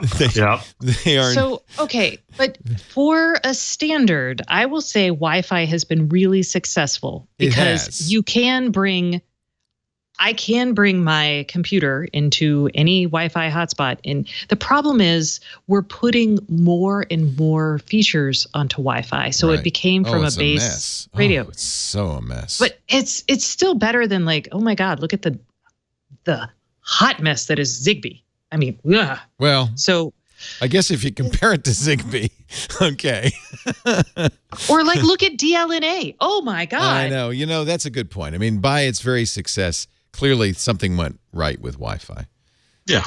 I think probably there are companies out there like Cisco that would say, well, yeah, but we did all the work or whatever. But anyway. Well, someone has to do the work. Somebody has to do the... in 2005, Wi-Fi was added to Merriam-Webster's. Really? Yeah. According to the Wi-Fi Alliance. It wasn't until then? Yeah. We didn't have, remember when Intel was doing the unwired laptop commercials? That was like 2005 or 2004. So way back in the day, I worked on it's in the office, but I worked on a tablet Intel never released. And it wasn't Wi-Fi, it wasn't Bluetooth. It was, what was the Intel version? Crap. There was anywhere, any something. Yeah. I remember this. Yeah. So the idea was you had your desktop, because that's all you had at the time. You had your desktop computer there in the den, and this used whatever their version was on a tablet. I've got it in my office where you could sit on the couch, and all it would do is mirror the computer. So anything you did on the tablet would do it on the computer, and then do it up to the internet. But yeah, they made a mistake and didn't use Wi-Fi. I'll tell you, the big complaint, and Steve Gibson makes this complaint about Wi-Fi Alliance, is that they keep all the protocols proprietary and closed so that people, that's how they got in trouble with WEP, that people can't look at what they're what except the people who pay $15,000 a year to be members of the Wi-Fi Alliance. That's what UL does, and yet we're talking about and ISO. I mean, so that's when we're talking about but don't security they publish standards? Yeah, I guess if it's a security standard, I don't know. I feel like this one, Steve Gibson, be better at talking about this than I. But I'm not saying that it's the right thing to do. I'm just saying it's not uncommon. Yeah, no, that makes sense. But it's where you get into trouble because you assume, oh, we know how to do crypto, and then they don't, and then you put out a standard that is easily broken. Who assumes that? I mean, you have got Wi-Fi to be the Alliance. ballsiest person in the room to think, yeah, I got this crypto thing down. Yeah, I mean, that's the thing. Crypto almost never benefits from being closed. It almost always, you need other cryptographers and experts looking at your protocols, trying to figure out what's wrong with them. You can't just do it yourself. Oh, look. But that's like a philosophical divide. It is. I mean, yes. Insecurity. So Securus, speaking of insecurity, in the news, this is a company that, works in the highly valued inmate phone booth space. God, such a... It is such a business. Boondoggle. So that's a profitable business to be in. It's almost as good as jails themselves. But they in addition to providing service to provide and monitor calls for inmates, they apparently for some years have been offering law enforcement in the United States unfettered access to location data from all the major cell phone carriers, and at a low cost. It's one of Securus's fabulous features. Unfortunately, it has been misused in this New York Times story this week. They talk about Corey Hutchison, who was a former Missouri sheriff, who's been accused of using Securus's service to track judges, members of the State Highway Patrol. Jesus. He has pled not guilty, so I don't want to convict him in the court of public opinion, but... and then the hackers now have just recently, after this story, of course, the hackers got to work and hacked Securus. So it was really, should be called Insecurus. And let me see what they came out with. This is from a Motherboard article that came out today. Hacker breaches Securus and has provided Motherboard with the login details for a company that buys phone location data from major telecom companies and then sells it to law enforcement. The hacker provided Motherboard with a spreadsheet marked police. Includes over 2,800 usernames, email addresses, phone numbers, and hashed passwords, plus security questions of the Popo, stretching from 2011 up to this year. So just, if you have been using Securus, if you're a law enforcement official who's been using Securus, you might want to change your password. And Motherboard now knows who you are. Do you want to talk about Comcast and their $90 installation? Oh, isn't that sweet? Oh, I didn't see that. Oh, Lord. What's the deal? John Botkin over at Ars Technica has a lovely story, including Comcast saying, that's not true, and then coming back after he gives them their own data from their website saying, oh, yeah, okay. But I don't think anybody who's a Comcast customer doesn't already know that Comcast will charge you $90 for nothing. I mean, this isn't a surprise. Even if you provide your own modem and plug it in yourself, in many cases they will charge you an installation fee. The key here is that if the house already, even when it's not warranted, so it's fine if they're going to come out and set it up. Fine. Didn't they used to call that already had a hookup fee? Truck they used roll. To say, we have to do that back at the home office. Yeah, we got to flip some switches. It's expensive. It did not cost me anything, I don't think. But then again, the problem with this is it's often just kind of in your bill. Well, it's a profit grab by a company that has a veritable monopoly on high-speed internet in many areas. Oh, yeah. So if you want over 100 megs, you're going to have to go with Comcast. Yeah. And who doesn't want that nowadays? Cares. Comcast cares. Now, Comcast did email me. I should see what they said. They say if the customer at a home that currently has service disconnects or schedules a future disconnect, then a customer ordering new internet-only service to that home would get a self-install option. Right. Now, a lot of people schedule the disconnect. Like I disconnect my cable before I move into it. Yeah, you don't want to leave it on for the next person. So you disconnect it.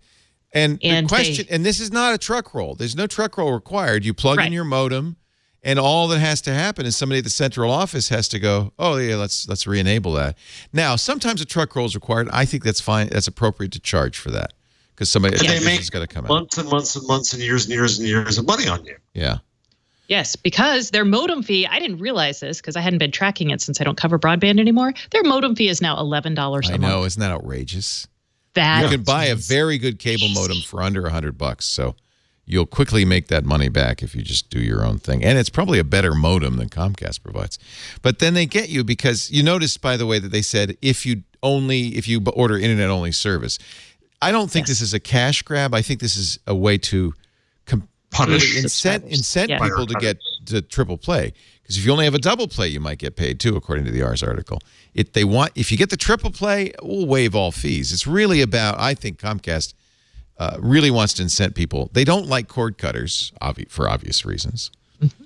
And they would love you to get their phone service too for obvious reasons. So those fees, I think, are as much to encourage you to do that as to get a little extra out of you.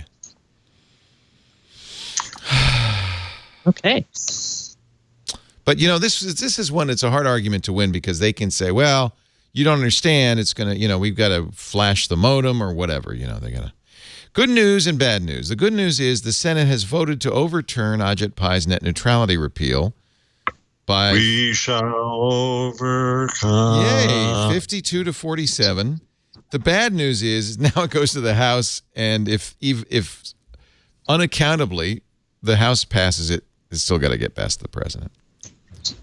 So it's really more one of those tilting at windmills kinds of things. I'll say, though, the way the president goes right now, he might get a wild hair. Make China great again. It could just, we'll have President Xi call, say, I'll tell you what, you give an open internet, but we'll give you our social credit system free.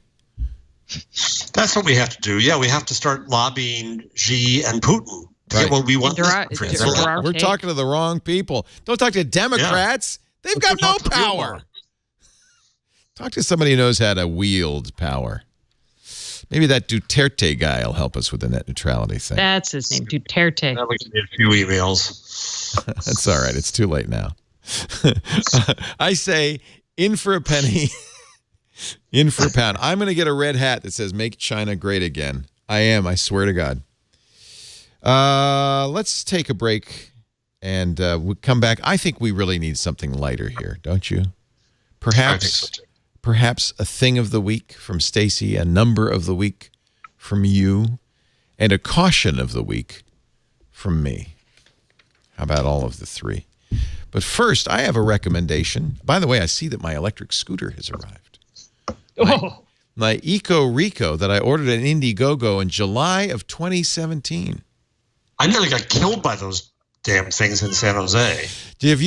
Were they the birds? Did you see the birds? Yeah, they were all over. Yeah. And I saw lots of close calls. This is a very controversial thing. I first saw it down in Santa Monica. There's electric scooters just littering the sidewalk all over the place. It's been very successful down there. And then they came to San Francisco, and man, the supervisors did not like it. And I don't know if they're still there or not, but because people just leave them. The idea is I think it's a good idea. Go up to big hills. Well, but it's a good idea. You're right. You just get a scooter, you scoot somewhere, and you leave it there. Well, you go around. Did I ever tell you the dumbest thing I ever bought? The single stupidest thing I ever bought besides Google Glass? What? I bought a moped in San Francisco. Couldn't go anywhere. Oh, Joe, that's adorable. This show is moving about as fast as a moped in San Francisco. All right. You were saying, Leo. By the way, notice I'm wearing, it's a little late. Anzac Day was a few weeks ago, but I'm wearing my Anzac pin, thanks to one of our fine Aussie fans. Like it's one of them Aussie hats. What's it called? Slouch hat. And underneath it says Australian New Zealand Army Corps, right? That's what ANZAC stands for, right? ANZAC. Oh, I was going to ask. I'm like, what esoteric tech acronym is this? It's not a tech acronym, but it is an esoteric acronym, unless you're in Australia, New Zealand, then you know it. That's right. Because they have ANZAC Day every year. But are the armed forces of New Zealand and Australia still combined? In some situations. If we go down and attack them, they will get together. 100 years of Anzac. And the best thing about Anzac Day is Anzac Bickies, which are a lovely cookie. Bickies? Bickies, short for biscuits. Oh. I speak Aussie. I wish I spoke Aussie. Oh, man. It's Australian for oats, flour, sugar, and coconut. They're really good. Oh, look what I did. Better than Tim Tams? Yes. Actually, yes. No. Tim Tams are good. Anzac biscuits are amazing. And they keep forever. It's usually not something that tastes good. No, how bad could this be? Oats, flour, coconut, sugar, butter, and golden syrup. It sounds like a Nature's Valley granola bar. It does, doesn't it? I think that was the inspiration for the Nature's Valley granola bar. They have long been established with Anzac because they were sent by wives to soldiers abroad because the ingredients do not spoil easily. And this is what I'm looking for in a baked good. They keep well during naval transportation.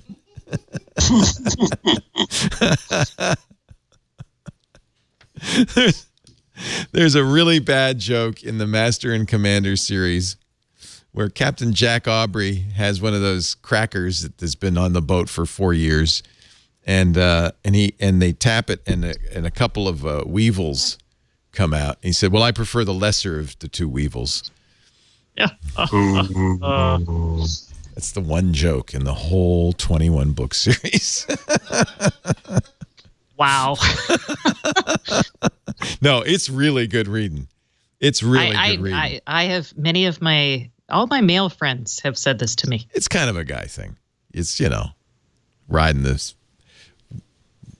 roaring Maine on the big sea boat on the poop deck and, fighting with swords and cannons. It seems to be the books you read right before you switch over to like World War II and war histories. Yeah. So what is it about us guys? We just want to blow things up. Actually, Master and Commander is a very, very good series. If you're into naval warfare.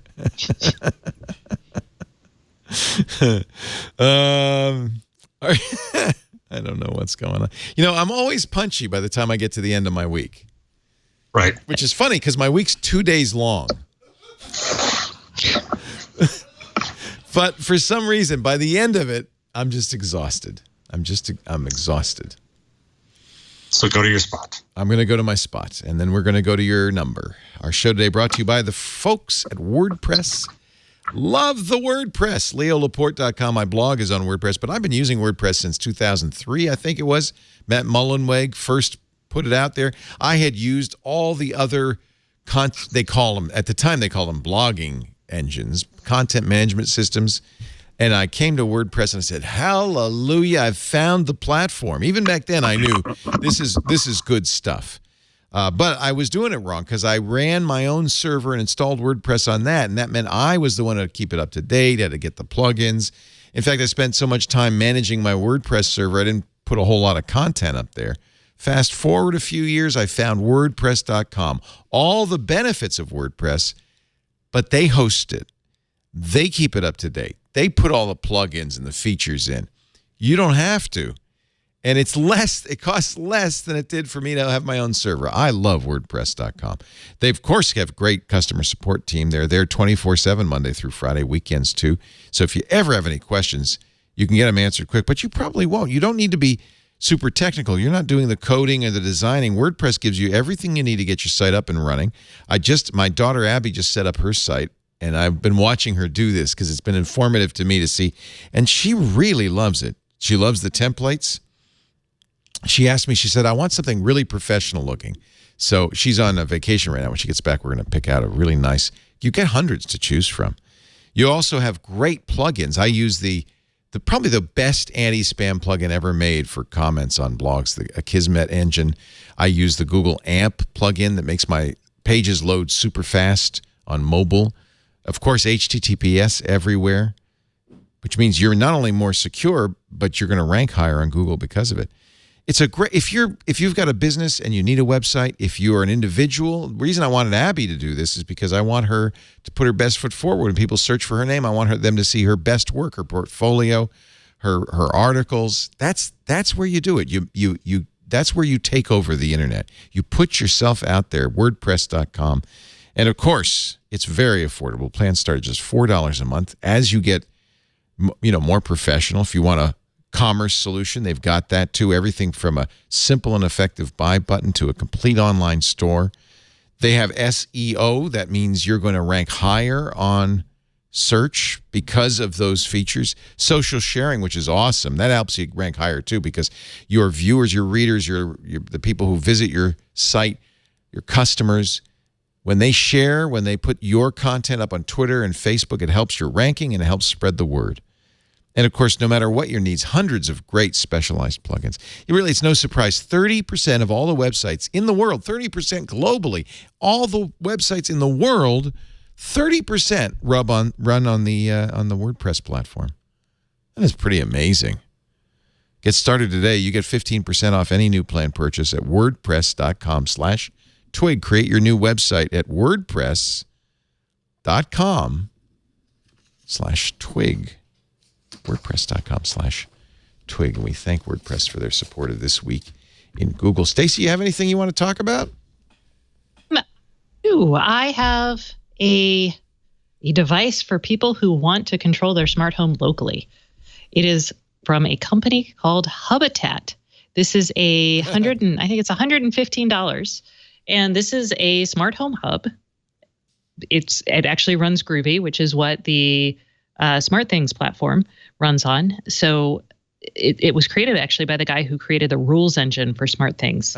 And so this is a local hub. So when you connect it to your stuff, you can actually control all your data, control all that stuff. If your internet goes down, this stays up. All the stuff is executed there. This does limit some of the things you can do. Like if your internet's out, you can't make cloud-to-cloud connections. So like talking to Madam A or Google is not going to necessarily work, but the rest of the time it will work.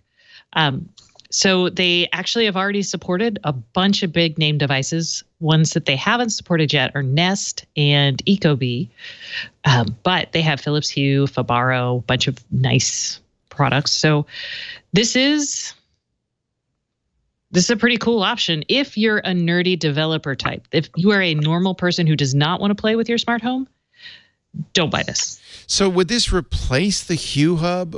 It works with the Hue Hub because you actually have to talk. Now it could, because it does have a Zigbee radio in it, so you could Z-Wave. I see, and Z-Wave. Yeah. So Zigbee, Z-Wave, Wi-Fi, and Bluetooth. Now you won't be able to do from the Zigbee.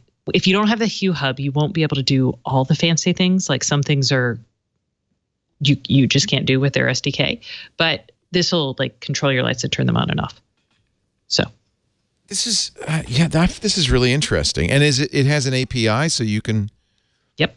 So that's what's interesting, right? That you could create your own rules and stuff, and exactly you could say turn off the echoes at night, that kind of thing. Yes, and you can actually post your rules, and then other people can download them to their hub, but it's all a pull request as opposed to being pushed out. So there will be perhaps. An app store. A library, an app store. Oh, that's really interesting. Huh. So, yeah. And it's small. I thought this was cool. It's very tiny. Teeny. So that's interesting. Good. This is a software engineer's response to the Tower of Babel that has become. Well, and it's a little bit easier to use. Looking at what I've seen so far, it's a little bit easier to use than some of the things like OpenHab and Homebridge and I think Home Assistant. Some of those are pretty tough. I mean, it spares you the effort of like getting everything up and running on a Pi. Not working. Oh, it looks like you have to add your own Wi-Fi to it. That dongle is for Z-Wave and Zigbee support. Oh, okay. Oh, that's interesting. But it comes with it. Oh, I get it. Okay. And then, I'm trying to get my head around it. Because normally, in a way, your hub would be your phone for this. No, usually for things like this, that's only in HomeKit world. Everywhere else, you have a hub specified dedicated hub like device. Like the SmartThings hub. Like SmartThings, like Wink. Right. Okay. Like a Pi running OpenHAB. Not supporting Nest and Ecobee is kind of a problem. Yeah, but I mean... Those are the big guys, aren't they?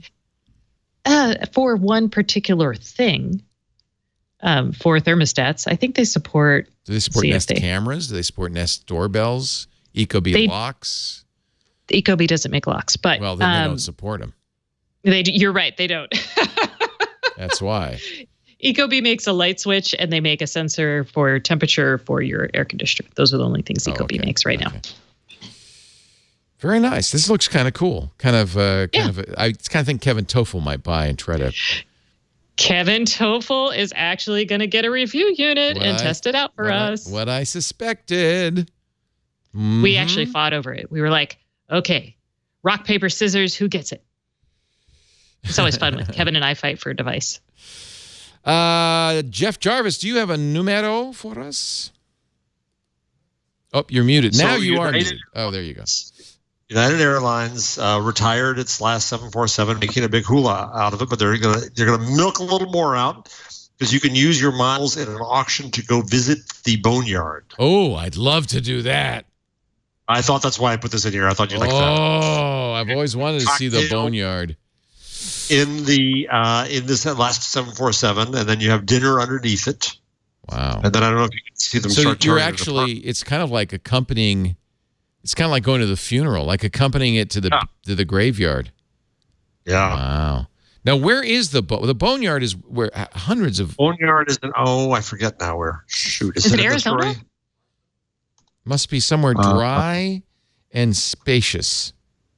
I thought it was Arizona, but let's see. Is it Memphis? That Memphis isn't dry. Where is it? USA Today. The highlight for most would be the June 2nd visit to nearby Tupelo, Mississippi, where it's the Universal Asset Management Aircraft Disassembly Center. So they're not just sitting there; they're taking them apart. Yeah. Yeah. Oh, the military aircraft boneyard is in apparently that's Tucson. The one I want to go to. Yeah. The Davis-Monthan Air Force boneyard in Tucson. Not sure I really want to go to Tupelo. Wait, Tupelo, is it in Tupelo honey is? Tupelo is where Elvis was born. Right. I wouldn't mind buying. You know what? Sometimes I get so much work done on a long flight. I think I want to buy one of the business class. It's your new seats. office. Yeah, and just make believe I'm on a plane with no Wi-Fi working, and I'll get stuff done. That's a good idea. Mike Elgin, who unfortunately we lost because of poor internet, was going to mention as his pick Squid, which used to be Papyrus. It actually, I think it comes with the Pixelbook. Maybe not. I know mine has it. And he says this is a great way to take notes on not only your Pixelbook, but any tablets or Android devices you have. You write with your finger, or the nice thing about the Pixelbook, it comes with a stylus. That's why I feel like do you have Squid on your Pixelbook, Jeff? I think I do. Let me look it up right now. I feel like it comes with it because of the stylus, the pen on the Pixelbook. Yes, I do. Yes, I do. Yes, I do. So this is a handy little note-taking app. I have yet to really. I know I can do it. You know what I do? Yeah, I want to type most of the time, but there are times I need to sketch out things because I'm trying to figure something out and I need to make a drawing of it, and that it's good for stuff like that. I do that a lot. Yeah. Mostly on my Apple iPad though with a pencil but you could easily do it on this. And I use my pencil or my pen on my Surface all the time. Yes, you show us all the time. And I have a pick that isn't available yet, maybe hugely expensive, but is so gosh darn cool looking that I want it. And it's the new Microsoft Surface Hub. Have you seen the video for this yet? Yes. It is very, very sexy. So the Surface Hub, actually, this is not their video. I want to find their video. Here's Microsoft's video. It's on YouTube. And let me just play this a little bit, and you can salivate.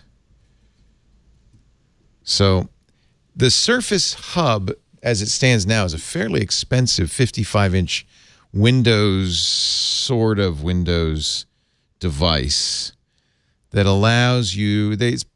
Corporations buy it for their conference room and stuff. Now they're showing the guts, but wait, when we get to the screen part, this is very exciting. Now Microsoft's pre-announcing it. It won't be available till next year. And what they didn't say is how much it will be, but they did say it will be less expensive than the current Surface Hub 2, which we're hoping. Now, look at that. She just rotated it into portrait mode. Now, here's another thing. That's a fingerprint sensor. As soon as it saw her fingerprint, it logged her into the hub.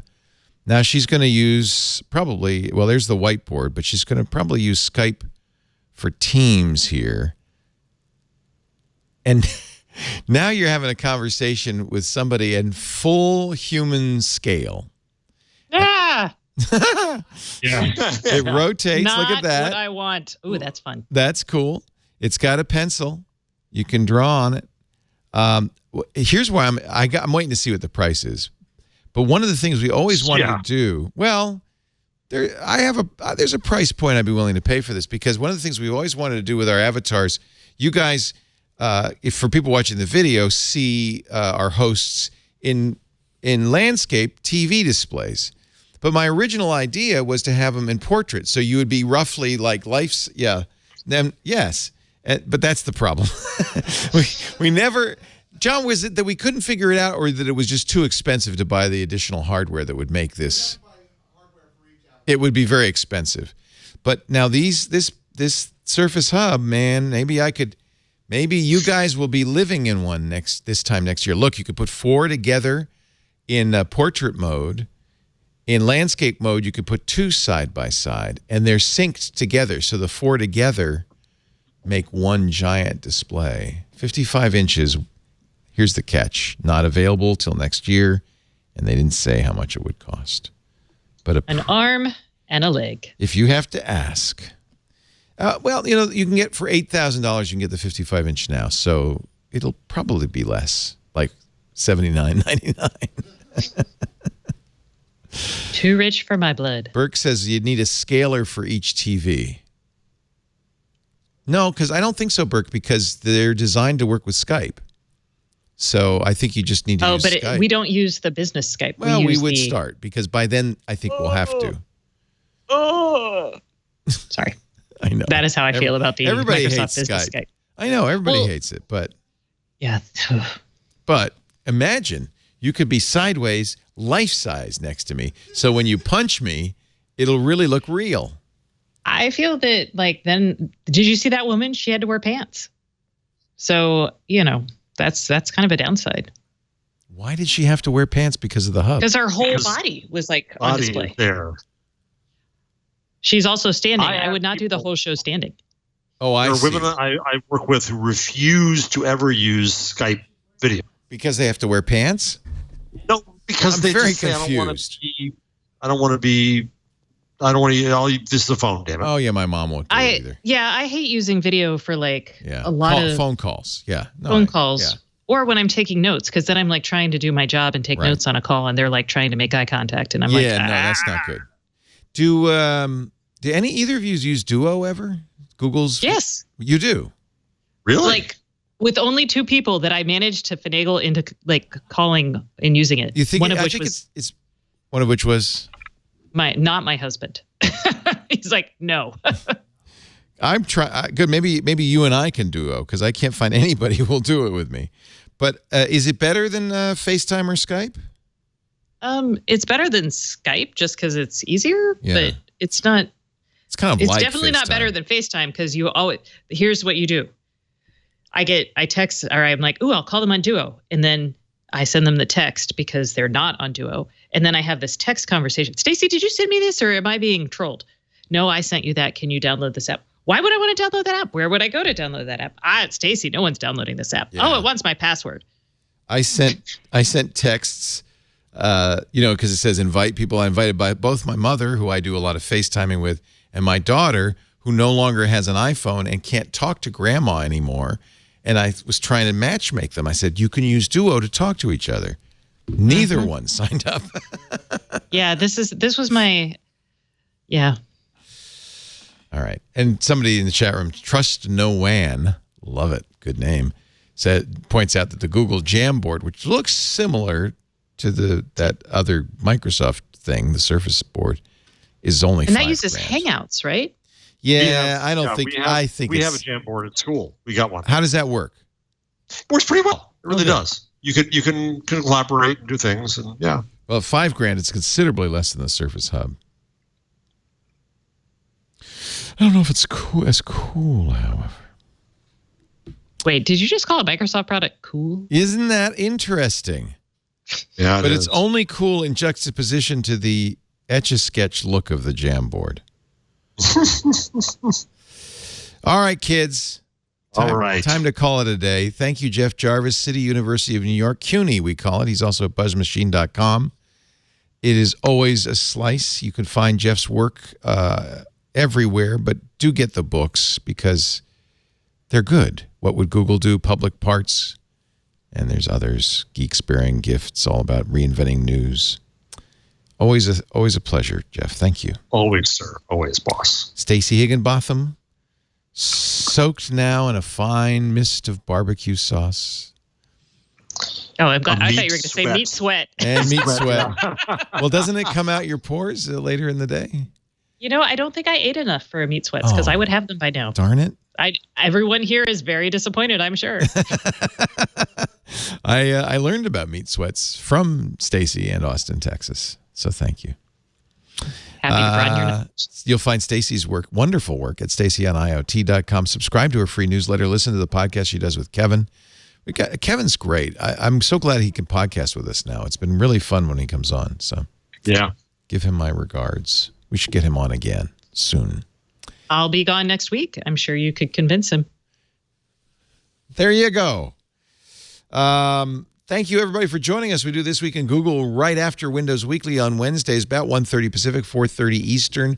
Okay, we were 15 seconds late today, but pretty much 1:30 p.m. We were on time. That counts for on time. On time, baby. 1:30 p.m. Pacific, 4:30 Eastern, 20:30 UTC. If you want to watch live, go to twit.tv/live. And if you do that, you really ought to launch the chat room and join the crazy kids in the back of the class. They're at irc.twit.tv.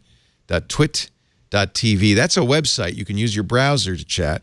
But if you get serious about it, get an IRC client, and all the instructions are there at irc.twit.tv. Now, if you can't watch live, and I understand middle of the day Wednesday is probably not ideal. It feels ideal to me. You come on really at dinner time. It's kind of dinner time for you. Yes. Well, today, this is the first time I've not been hungry for the show. Although I am getting chest pains. So blame the meat sweats. Here they come. You can get on-demand versions and watch it at your leisure at twit.tv/twig or subscribe in your favorite podcatcher. That way you'll always have a copy ready to go. Thank you, everybody. We'll see you next time on This Week in Google. Bye-bye.